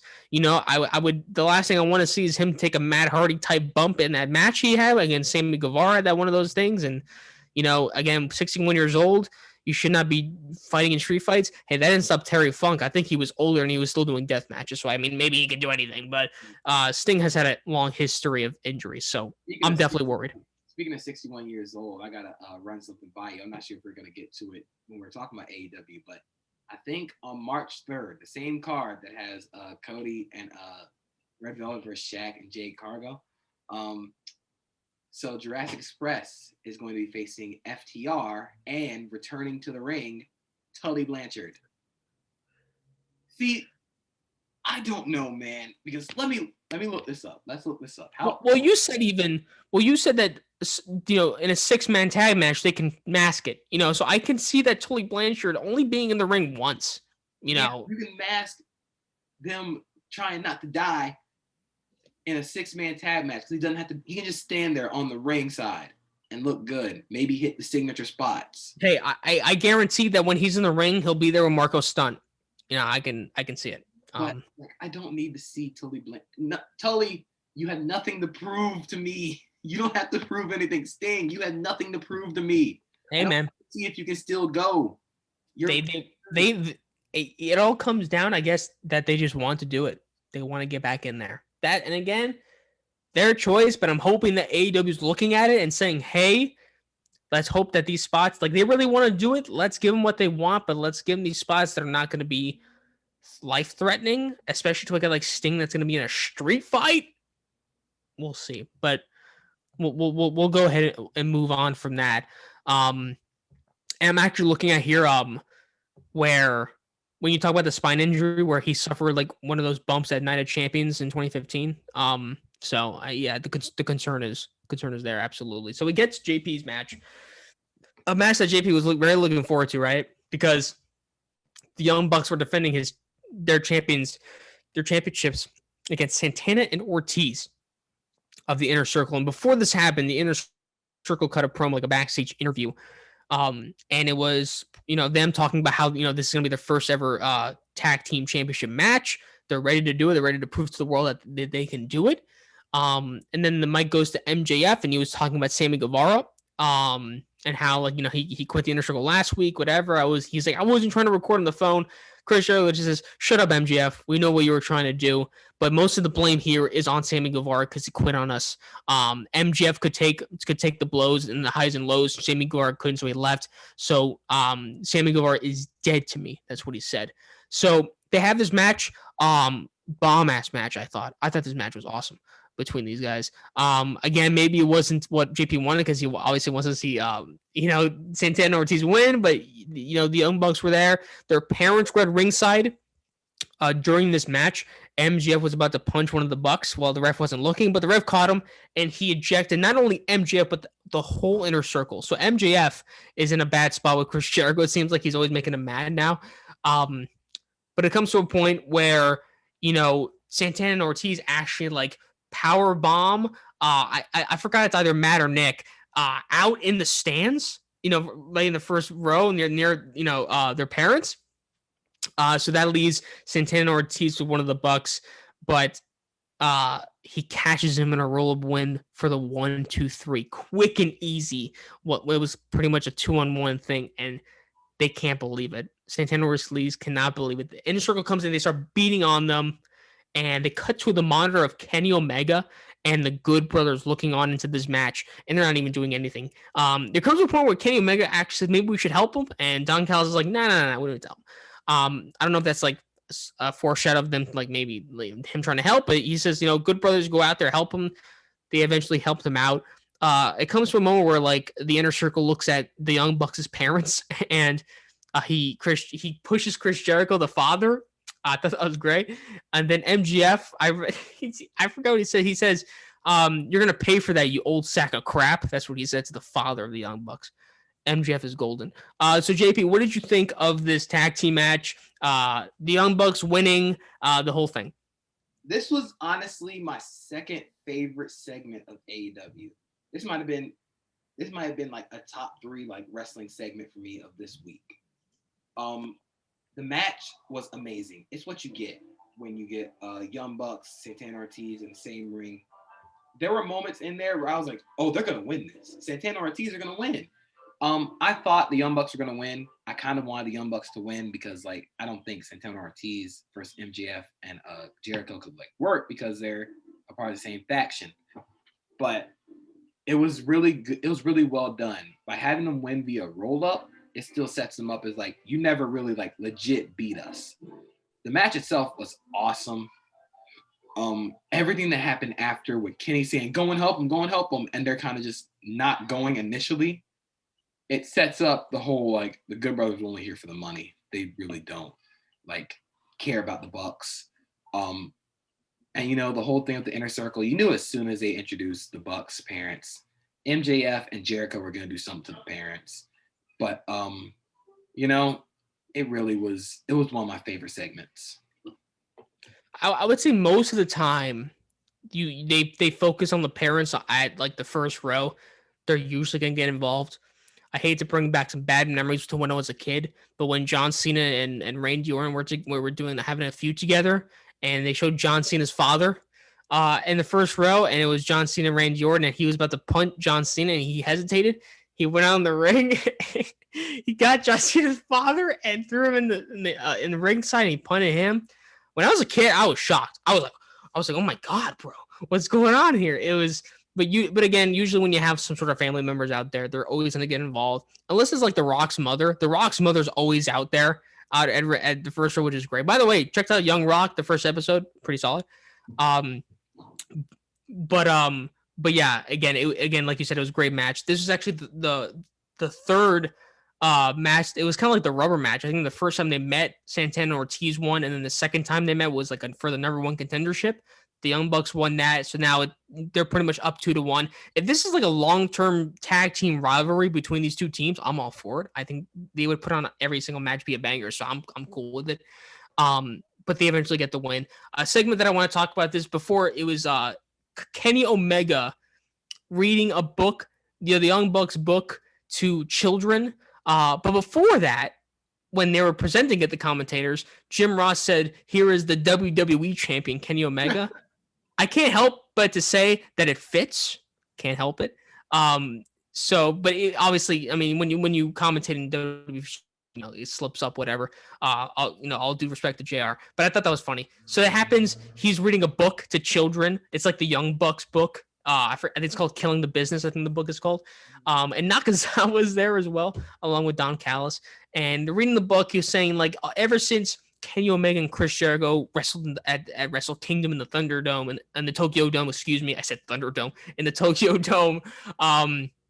Business was going up drastically. He's saying, "Hey kids, you know what drastically means?" And they're like, "No," and like, "Well, because of me, business was up, whatever." He was just promoting himself, whatever. They're saying, and they said, "Okay, we have to go. Uncle Kenny has to go." It was crazy. And then one kid kind of goes up to them and says, "Can Uncle Kenny play?" Like, "Oh, we don't know. You can play with Nakazawa." And Nakazawa's like, "Yeah, kids, you can play with me." And they say, "No, we hate Nakazawa." And one kid kicks him in the shin, and they start beating him up. The kids. I could not stop laughing when I saw this. Look how they my boy. But like they always disrespect Nakazawa. I think Tony Schiavone afterwards said like, well, at least they beat up Nakazawa. One thing I want to say to you, does this further prove what your mom said that he looks like a social studies teacher? Yes, he absolutely looks like a social studies teacher. Kenny Omega, I think I said last week, he's very good at being a dweeb. Like, he's very good at being corny. It's real corny. It's real cornball stuff, but he's so good at it. Like, it's hilarious. The funny stuff he does is amazing. Again, shout out to Nakazawa, but look how they massacred my boy. He didn't deserve that. He didn't deserve to get kicked in the shin by no kindergartner. He didn't deserve to get jumped like that. Why didn't he jump Don Callis? What has Nakazawa ever done? What has he done to you? Why I want respect for Knock. I'm gonna start the Respect for Knock fan club. Nobody's gonna join that. I'll That's for be the sure. only member. Only one member. I'm the president of the fan club.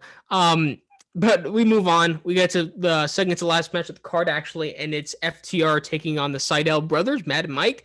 Mike making his it's definitely his Dynamite debut. Maybe he's been on Dark a couple times. I'm not so sure to be honest. But they have a tag team match. And hey, man, they're pretty good together. I can't say I wouldn't mind seeing them a couple more times on whether it be Dark or Dynamite or whatever. But FTR really controls most of this match, and I can't say enough of good. We've already said our praises about FTR. Easily one of the best tag teams in the business right now. They're great. They're like a great mix of that old fashioned style tag team, but also having that modern sort of style with them. They're great. But eventually it leads up to FTR doing the big rig for the win afterwards on Mike Seidel. After the match, they're about to cut Mike Seidel's hair, and then the lights turn off, turn back on, on the video screen. It's you can't really see it, but it's Luchasaurus mask off, and his mask is off, and he's like you see the shadow of him doing it. The lights turn back on, and it's Jurassic Express, it's Marco Stunt, it's Luchasaurus, it's Jungle Boy, and they start attacking on them. And if they get the jump on him, and that's pretty much it. And you see Jungle Boy trapping Hardwood in the snare trap, which made him tap out 3 weeks ago. And that's the end of the segment. So, like JP alluded to earlier, next week is it next week or the week after? We're seeing March 3rd. March 3rd, the same. We're seeing Shaq and all those people. We're seeing FTR and Tully Blanchard versus Jurassic Express. So that's going to be the 6-man tag match. So thoughts on this match, JP? And I know you already said your thoughts on the 6-man tag match, but where do you think this is leading up to? FTR is really good at one, making other people look good without losing their shine, and two, like you said, being a mix of old school and modern. That statement where like you never really appreciate what you have until it's gone. Like I think FTR really needed to get away from WWE to kind of show what they could really do, and they're so good at tag team wrestling. Mike Seidel being pinned is the right thing here. I don't think he'll be back on AEW much, but I wouldn't mind seeing Matt and Mike as a tag team. I think it was really fun. I enjoyed Jurassic Express. They're one of my favorite tag teams. They're one of my sister's favorite tag teams. But I like that they got the comeuppance because you rarely ever see Jurassic Express like really go out for vengeance or getting revenge on someone. And like I said, I'm kind of queasy at seeing Tully Blanchard in a match because he's 67. But it's a 6-man and he's in there with FTR against Jurassic Express. What could go wrong? I hate to say it like that, but what could go wrong? I mean, again, like I said before, I just feel like that if he's going to be in the ring, it seems like he's going to be in the ring with like Marco Stunt, and I don't see any harm in that. By the way, didn't they kidnap Marco Stunt? He's now back with Jurassic Express. Did I miss something last week? I don't know. I missed it while I was watching. They might have just said like you're going to be suspended again for longer if you don't return him. Okay. But Marco Stunt was back. Okay. Well, we move on to the event, and it's actually Eddie Kingston, the Bush and the Blade, versus Jon Moxley, Ray Phoenix, and Lance Archer. They cut a promo, Eddie Kingston saying that he actually requested this match, not only to get back at Lance Archer, but at Jon Moxley. Which, by the way, when those two, I think this is before we started the pod, maybe where him and Jon Moxley had an I Quit match. I think it was Full Gear for an I Quit match for the title. I thought that whole rivalry was great. They had that promo on the Go Home show beforehand where they were going up to each other's faces. One of the best promos, like one of my favorite promos of all time, I feel. I just love that segment. It was awesome.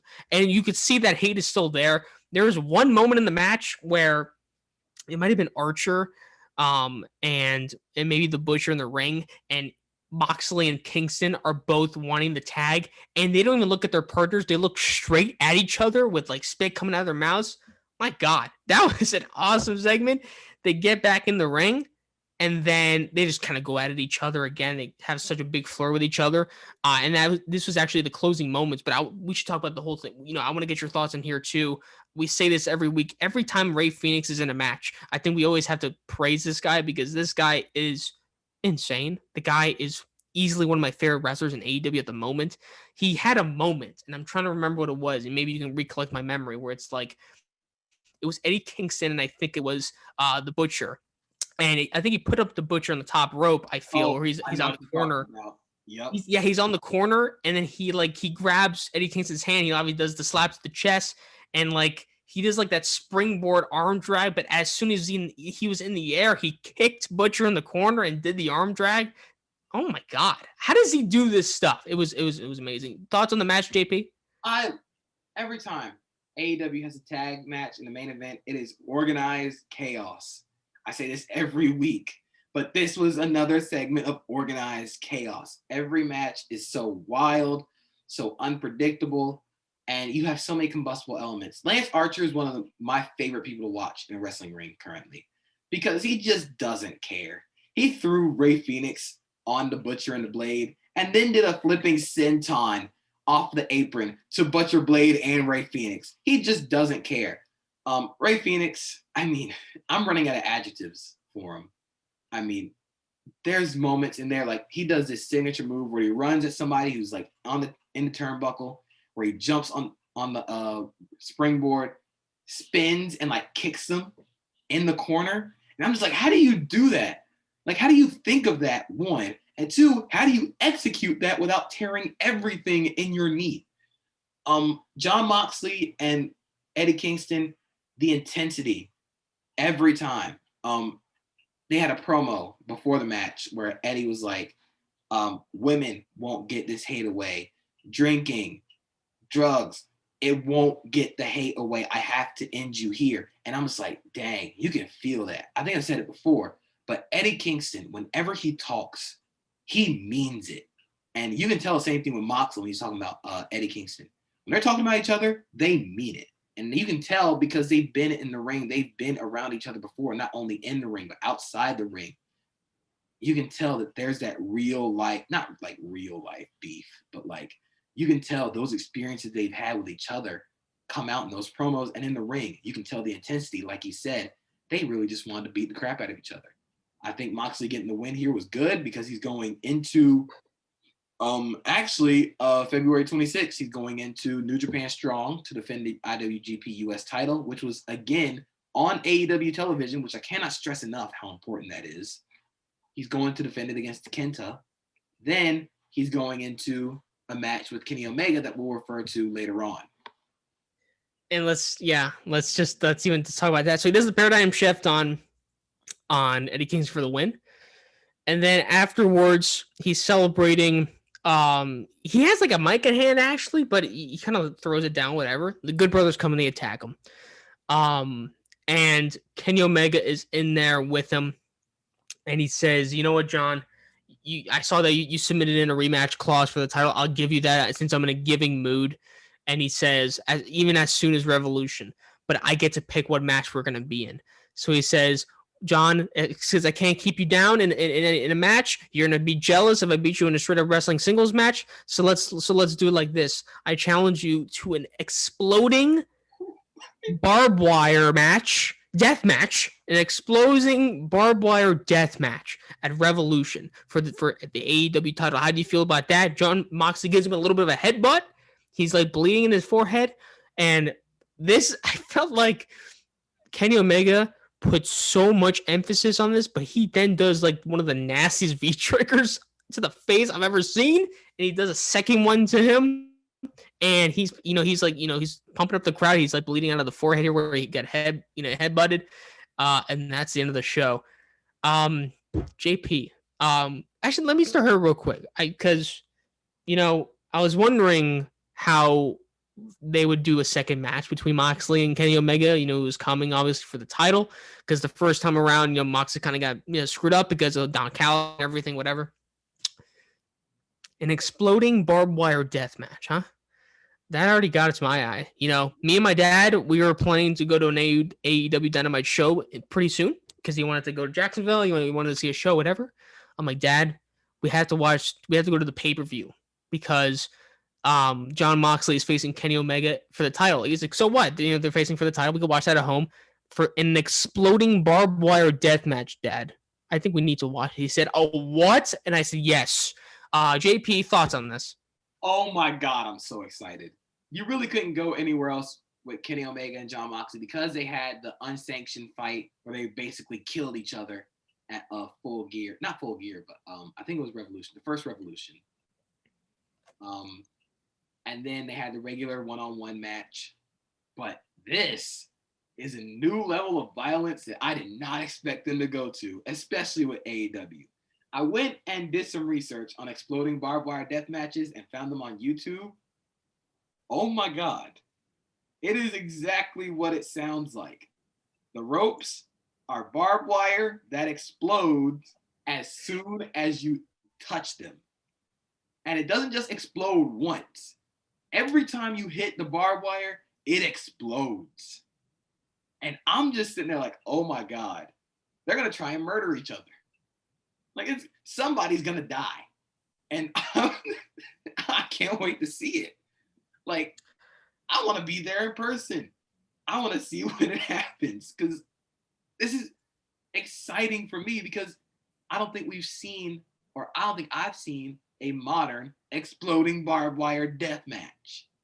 Like, this is lengths that I didn't think a mainstream wrestling company would go to. But I'm glad they're doing it. I mean, I'm glad they're doing it too. I can't wait to see it. If I go there live, I guess I'll wear goggles because I don't want to die from the voltage of the explosion. No, but seriously, like I've seen a couple clips from it. It looks absolutely insane. Kenny Omega and John Moxley, they are insane for wanting to do this, but I'm not gonna you to you, bro. I mean, I'm ready to see it. I'm ready to see it. And that's the end of AEW Dynamite. You know that thing from The Simpsons where it's like, I'm gonna jump and it's like, do a flip. This is like, we're gonna have a barbed wire, exploding barbed wire death match. It's like, okay, cool, throw them into it. Like, it's just like, we're not like, oh, I hope you're okay, please don't do this. It's like, nah, throw them into the barbed wire. I want to see some explosions. This is pinnacle wrestling. The one-on-ones, the in-ring stuff, that's cool. But I want to see somebody get thrown into something that explode. And I feel like this might bring in more viewers. This might bring in more people because people naturally are going to be curious, like, what's an exploding barbed wire death match? Adding death match to anything makes it even more intense because that implies that they're going to try and murder each other legally. I wish that AEW, I know they're only a couple years into their company. I really wish they had a service kind of like the WWE Network where you pay like a couple bucks a month or like $10 a month to not only watch every pay-per-view and every episode of Dynamite, but to watch the newer pay-per-views. Because if I was just a regular viewer and I wanted to watch an exploding barbed wire death match, would I pay $60 just to watch that one match? I don't know. And I don't know if it's in the works if they're having a network service. I really hope they do, man. I would buy that immediately, especially to watch that kind of match, but it's going to be great. And that's at the end to another AEW Dynamite. Moving on to SmackDown, the final show of the week. It pretty much started off with Edge coming to the ring. And he was, again, talking about, the challenge he's going to have at WrestleMania. Who's it going to be? He was saying, again, I'm still weighing my options. Elimination Chamber is this Sunday. A lot can happen. 2 new champions could be crowned here, whether it be Drew McIntyre not being the champion or Edge not being the champion. All I know is that I need to reassess my situation. Who comes out? It's Roman Reigns. It's Jey Uso. It is Paul Heyman. They come out and he says, listen, Edge, you can choose to a main eventer to be in the match, but you really need to choose me, which is the main event. It's the match you want to choose. And Edge says like, listen, Roman, like I'm honestly surprised of how easy it is to get under your skin. I'm already in your head. I'm living rent free in there, and how easy it was.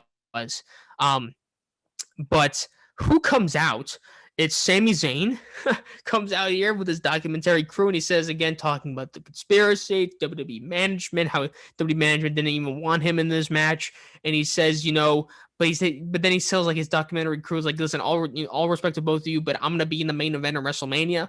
And he tells his documentary crew, look at me, get an iconic photo of me pointing at the WrestleMania sign. Jey Uso just super kicks him right in the face. And Roman Reigns and Edge just stare at each other. Roman Reigns goes up to Edge and whispers something in his ear. We can't hear it. We don't know what he says.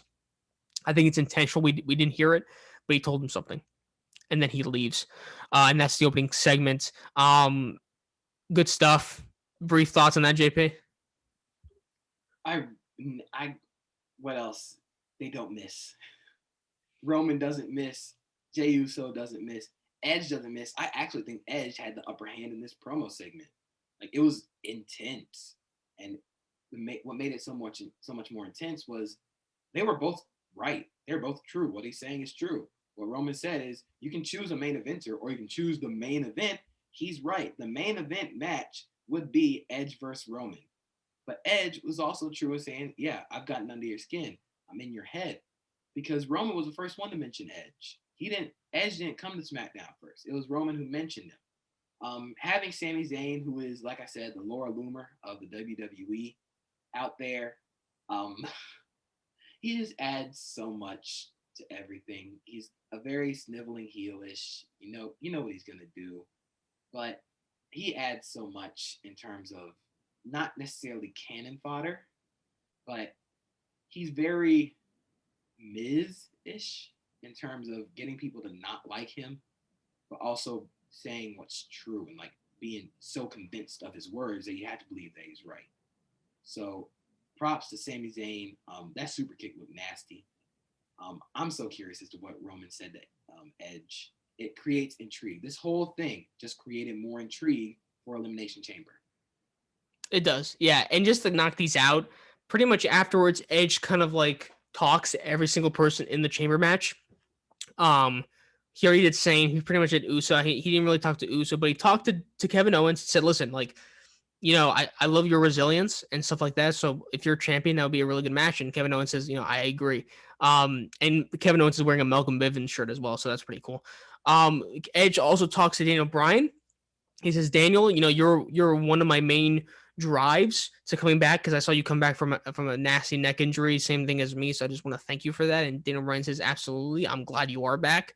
But to make it easier for you, if I win the Elimination Chamber, you need to pick me because that would be amazing. And then Edge says, well, that would be a dream match. And then Daniel Bryan says, yeah, that would be long overdue. And that's with them. He talks to Cesaro as well. And pretty much puts him over. Saying that again, that would be obviously a challenging match, obviously with Cesaro's kind of skill set. But it would still be great. He talks to, King Corbin confronts him, and King Corbin says, you built up SmackDown, but now it's my kingdom now. If you see a guy come up with this, like a $30,000 jacket or something, or a $20,000 like watch or something or whatever, he's like, then you better watch out. And it's just, well, I got this like 100, like, a phone here that can do some stuff here better than your jacket and your watch. And he takes pictures of them. The pictures were actually posted on the WWE Twitter account. It's kind of funny. And pretty much King Corbin leaves very annoyed there as well. And that's pretty much it for that sort of thing. So we move on to the IC title picture, and Big E is out on commentary. He has his couch. He has the foot spa there. He has the TV dinner. He's eating it. He's like, cool. Big E is cool, yeah. I love it. He reminds me so much of my dad. Oh man, it was just awesome stuff there, and he's basically telling commentary like, listen, like they keep asking him like, are you gonna give Apollo another chance? And he says, I'm not giving Apollo another chance. I beat him like three times in the last like 6 weeks. We need someone else, and he kind of puts over Shinsuke as well, saying like Shinsuke is an opponent that he's a living legend here. He deserves a lot of praise. I should face him or whatever. Apollo Crews is facing Shinsuke during this time. Pretty quick sort of stuff. But it comes to the point where Nakamura actually catches in a small package to beat Apollo Crews. Apollo Crews loses it. He attacks him from behind. He throws him outside of the ring. He's about to get some steel steps and hit him with it. Big E stops him. He says, hey, leave, walk away now, or it's going to get serious, whatever. Apollo Crews kind of walks off. Whatever he's trying to help he's trying to help Shinsuke up. He hits Big E in the back with the steel steps, and Shinsuke kind of gets up, but he clotheslines Shinsuke out, outside of the barricade. He goes into the ring with the steel steps, and he throws Big E in there, and he's about to hit him, but the ref kind of stops him, and Big E rolls out of the ring, and Apollo Crews says, you want me to put this down? He throws the steel steps out of the ring in the way of Big E, and we don't see the impact, but it looks like that he hit Big E, and he's like out. He's out on the floor. They stretcher him out. That's the end of the segment. Apollo Crews, I mean, if you really didn't believe him as a heel now, he's definitely a heel now for sure. Good stuff from Apollo Crews. I know that we weren't so sure about about his sort of status here. Guy's a full on heel now, and I thought it was a pretty damn good segment. What did you think, JP? This was great work by everyone involved. Apollo Crews going full heel. It's long overdue, and it's given him a lot more leeway to be more vicious, a lot more intense. And that's something that you need to see from Apollo Crews. Big E doing his normal Big E things. You can tell when he gets serious, it's like he means business, and he's one of the most intimidating wrestlers when he gets serious. Mind you, he did all of that while being barefoot, which I thought was an achievement in itself. Shinsuke won the match. I'm intrigued to see where they go with this, because I would love to see Shinsuke versus Big E. I would hate if Shinsuke was just cannon fodder for this entire rivalry, because it really would just feel like that whole gauntlet match was for naught. And this whole entire thing of Shinsuke getting back to the theme song would be for nothing. Unless, they're building something long term, which I hope is an Intercontinental title match. I don't know if he'd win, but I'd want to see it. But this was just great work by everybody involved. Yeah, I don't know what's going on with Shinsuke. The momentum was at its peak when he looked so strong in that gauntlet match, and he got screwed over by Jay and Roman Reigns. You thought that they were going to set up something there. At the moment, he's not even in the chamber match. He's in this Intercontinental thing. It's looking like the big push has been towards Cesaro, which we'll talk about, when it comes to the chamber match and stuff like that. Cool to see Cesaro getting the love as well, but Shinsuke kind of being in the backfire here. I don't know what that means. Maybe he's probably going to get another title match. Who knows what's going to happen here, but that's the end of that. When Big E gets stretchered out, Seth Rollins comes up. It's still his old theme. It seems like it's permanent. He has the burn it down stuff, not the Messiah stuff. I guess he's not the Messiah. He's more so just what he wants to be, that, embrace the vision. That's like his tagline now. He says that he's filed a formal complaint to the WWE about the SmackDown roster and how they treated Seth Rollins last week when they just walked out on him, especially Cesaro. He says that what he did was absolutely just disrespectful to Seth Rollins, especially like the same Seth Rollins that's won multiple championships, very respected, stuff like that. Good stuff from Seth Rollins here, but any brief thoughts on Seth Rollins? I actually like that this Seth Rollins character. It feels like he's really entrenched himself as a very good heel in a different way. We saw him originally as a heel when he broke up with the Shield. It was kind of a different heel than he is now. This feels a lot like a cult leader who's trying to get followers. He's nailing it. He's absolutely nailing it. He's definitely going to factor into the Elimination Chamber, maybe, if he's still going after Cesaro. A singles match between Seth Rollins and Cesaro, take my money, all of my money. You can have it, because that would be an instant fire match, even without a title. Flames, 5 stars already. I absolutely agree, and we'll get to the predictions, whether it be today or tomorrow. But I do think Seth Rollins will be involved in the Elimination Chamber pay-per-view one way or the other. And we'll talk about that once we get to predictions. But after that, it is the Riot Squad versus Natalya and Tamina. And you're wondering, how is Billie Kay going to get involved this time around? So they have a match. They kind of go for a couple minutes. And then obviously who comes out, it's Billie Kay. But she's not rocking Riot Squad gear anymore. She's actually rocking, I think it was a Tamina shirt. And kind of rooting for that team. She goes up on the apron and she distracts the Riot Squad. And then Tamina finds the opportunity to do like a roundhouse slam on Ruby Riott for the win. Tamina and Natalia win. They beat the Riot Squad, and Billie Kay is like celebrating. She's like raising their hands, but to not, because Natalia punches her in the gut and then Tamina super kicks Billie Kay right in the face. Um, I don't know. I don't like the Riot Squad getting a dumb loss here. I think I'm tired of them losing because of Billie Kay. We've said it before. Like in the beginning, it was fine, whatever. I'm tired of it now. What do you think? I just need to know what the payoff is going to be. It's probably going to be at WrestleMania. I don't know where this is going. It's not really helping the Riot Squad. I think it's helping Billie Kay, but it really kind of sucks because the Riot Squad is one of the most solidified tag teams, women's tag teams that they have, and not giving them wins seems like counterintuitive because you don't have that many entrenched tag teams.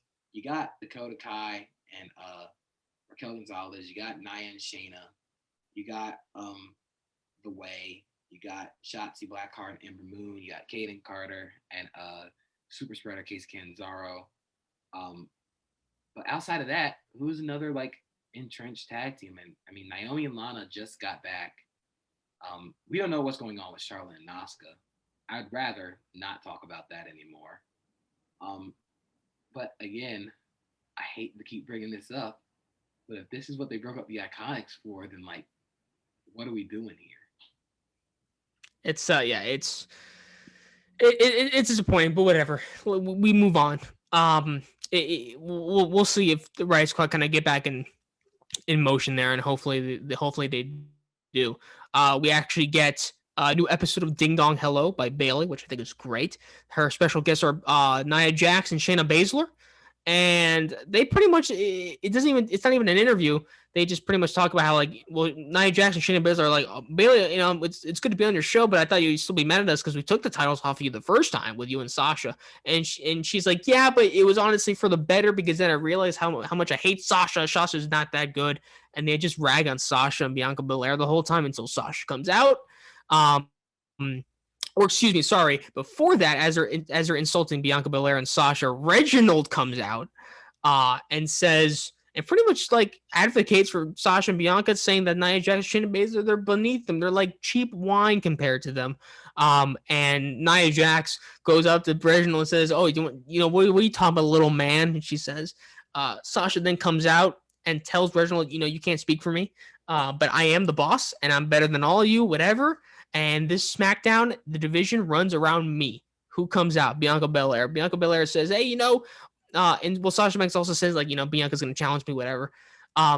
Belair comes out and says, no one speaks for me too, but since I'm the Royal Rumble winner, it revolves around me, and everybody is on the watch out for me. And when it comes to Sasha, you can't talk for me either. I'm gonna decide who I want to decide. And they actually go up face to face, but then Reginald breaks it up and says, you know what? You two are great together. You two can win those tag team titles. Let's have a six-man tag right now. You, Sasha, Bianca Belair, and Reginald versus Nia Jax, Shayna Baszler, and Bailey. Bailey's like in her like, clothes. She has like square glasses. She looks great. They have a match afterwards.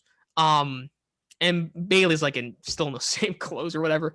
They have a match. It's pretty short, but fun because at the end, Reginald gets tagged in, but he's matched up with Nia Jax. It doesn't get anything on Nia Jax. Nia Jax like hits him. There's some slams. It comes to a point where where Reginald tries to do like a splash onto her, but she catches him. But Bianca Belair and Sasha Banks do a drop kick, and she's in a pinning predicament. 1, 2, 3. Reginald just pinned Nia Jax, and go Reginald. And then afterwards, they're celebrating, and Sasha Banks, they can't believe it because Reginald just pinned Nia Jax. So afterwards, they announce that it's going to be Nia Jax and Shayna Baszler versus Bianca Belair and Sasha Banks for the women's tag team titles. Not that because Nia won the right to be the number one contenders. No. It's Sasha Banks and Bianca Belair. JP, thoughts on the match and thoughts on the match at Chamber. It was a cool match. I'm going to not acknowledge the fact that Reginald is with Carmella because it's Black History Month and we like to see Black unity. This is all that was for. More power to them. I thought it was actually kind of funny having Banks and Belair just kind of drop kick Reginald on the Nia Jax.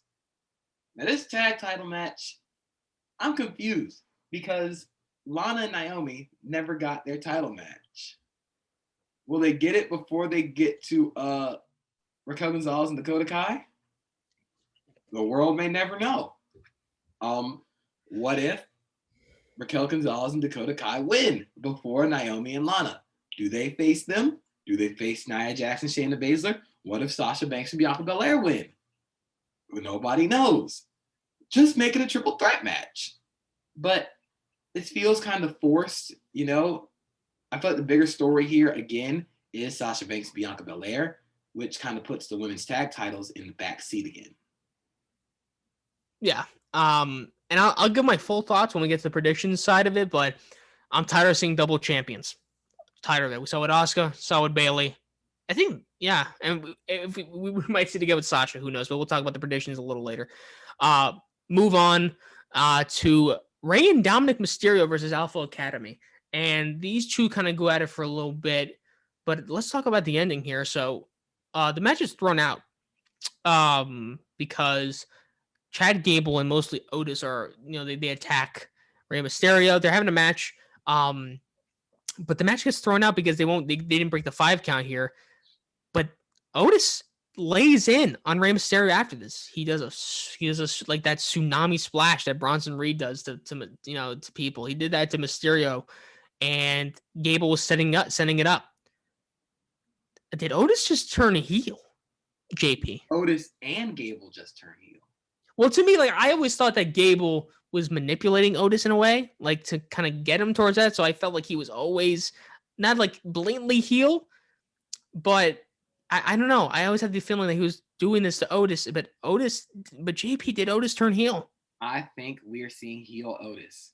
Whoa. I think it's actually pretty cool because, like, Otis can be the kind of, hey, take, stake some weights kind of funny comedy guy. But when he gets serious, the dude can actually go in a wrestling ring. We saw that in NXT when Heavy Machinery faced Undisputed Era. I'm excited to see what he can do with this new character. I'm excited to see what Chad Gable's going to do because clearly he's been learning from Gable. I think Gable is a heel. I think they both turned heel. It's exciting to see, but also, like, I hate to bring this up again, but when was the last time that Rey and Dominic legit won a match? It's been so long. Legit one, I don't know, because Dominic did get that win over Corbin, but it was because Rey Mysterio like tucked the legs up. I don't know. But yeah, that is weird, and they just lost again. Rey got pinned here, or not even the match was thrown out. And Dolph Ziggler and Robert Roode were actually on commentary for this, and they were talking about the Street Profits. They're saying that the Street Profits are still in line for the titles, but yeah, maybe Gable and Otis are in line for. I wouldn't have again. I'm due for heel Otis. I think it's pretty cool. I was shocked. But we move on to the main event. It's Kevin Owens, Daniel Bryan, and Cesaro versus Jey Uso, King Corbin, and Sami Zayn. One thing I want to mention before they have a promo: it's Cesaro and Daniel Bryan talking about strategy. Kevin Owens comes say, "Hey, are we talking about strategy here? I want to be on this." And Daniel Bryan says, "Yeah, you can be on this. We're just kind of discussing how we're gonna counter the stunner, because your history has been crazy. Who has been Sami Zayn? It's been some other people." Saying they mentioned Kofi because remember he was the Big O. They mentioned Kofi, and then they said, "But and Daniel Bryan says, I'm missing a big name here. I really should have made a list." I love it. I love that. When he said that, I'm like, whoa, they just mentioned Chris Jericho. That was pretty cool. And then Kevin Owens, I feel like Kevin Owens, I don't know if he expected that, because I feel like that the laugh he did was actually generic. Well, not generic. I mean, like, it was genuine. That was the word I was looking for. Like, I felt like he didn't see that coming. but it's great. But then they say, listen, but Kevin Owens says, listen, like I'm here for you guys with this match. But when it comes to the chamber, yeah, no, no holds barred. I'm, expect a thunder from me, maybe two, maybe three. The match happens, chaotic match as usual. We skip to the ending though, and the ending is just as how usually a Royal Rumble or Elimination Chamber type ending is on the Go Home show. Each person pretty much gets their own sort of finisher in here. It comes to the point though where actually the faces get the win over the heels here. But then after the match happens, it was oh man, I'm trying to think of the order that it started here. But everybody, I think I know the order. So I think it go was ahead. Daniel Bryan got taken out by no, I think Daniel Bryan got the win. Okay. Kevin Owens stunners Daniel Bryan, I don't think he does. who then I get gets hit with because a I don't think. half suplex from Sami Zayn, who gets hit with a pop-up uppercut from Cesaro, who then gets super kicked by Jey Uso. Oh, no. Here's what happens. I got it now. No, actually, Corbin does the end of days on Bryan. Days on Daniel Bryan. Kevin Owens stunners Corbin. Then Sami Zayn hits the half and half suplex on Kevin Owens. Then pop-up uppercut from Cesaro to Sami Zayn. Super kick from Jey Uso to Cesaro. Edge spears Jey. Roman spears Edge. There you go. So look, and like you said, that ending part is crucial, right? Because Edge is on commentary with Paul Heyman as well, who comes a little bit later into the match. And so Edge, he comes in the ring, and again, this is after the match. So when Jey Uso does that, then Edge comes in the ring and spears him, turns around and catches a spear from Roman. And that's pretty much the end. He kind of looks at him, he gets the Universal title and raises it up. And that is the ending of SmackDown. Crazy ending. JP, what did you think of the match, and what did you think of the ending? This match was bananas. The ending was bananas. I honestly really liked it, It showed off what these guys can do best. Wrestle. Cesaro is a machine. I would let him wrestle a broomstick, and it would be a 5-star match. I would let Kevin Owens and Sami Zayn and Daniel Bryan, even King Corbin and Jey Uso, just put them in a ring and let them go to work. And that's what they did, and it was fun. All the ending stuff was cool. You knew it was coming. You don't expect it to happen with the Elimination Chamber coming up. But Roman standing tall at the end is important because it might be foreshadowing as to what's going to happen at Elimination Chamber. Roman standing tall. But you never know. But it was a really, really fun segment.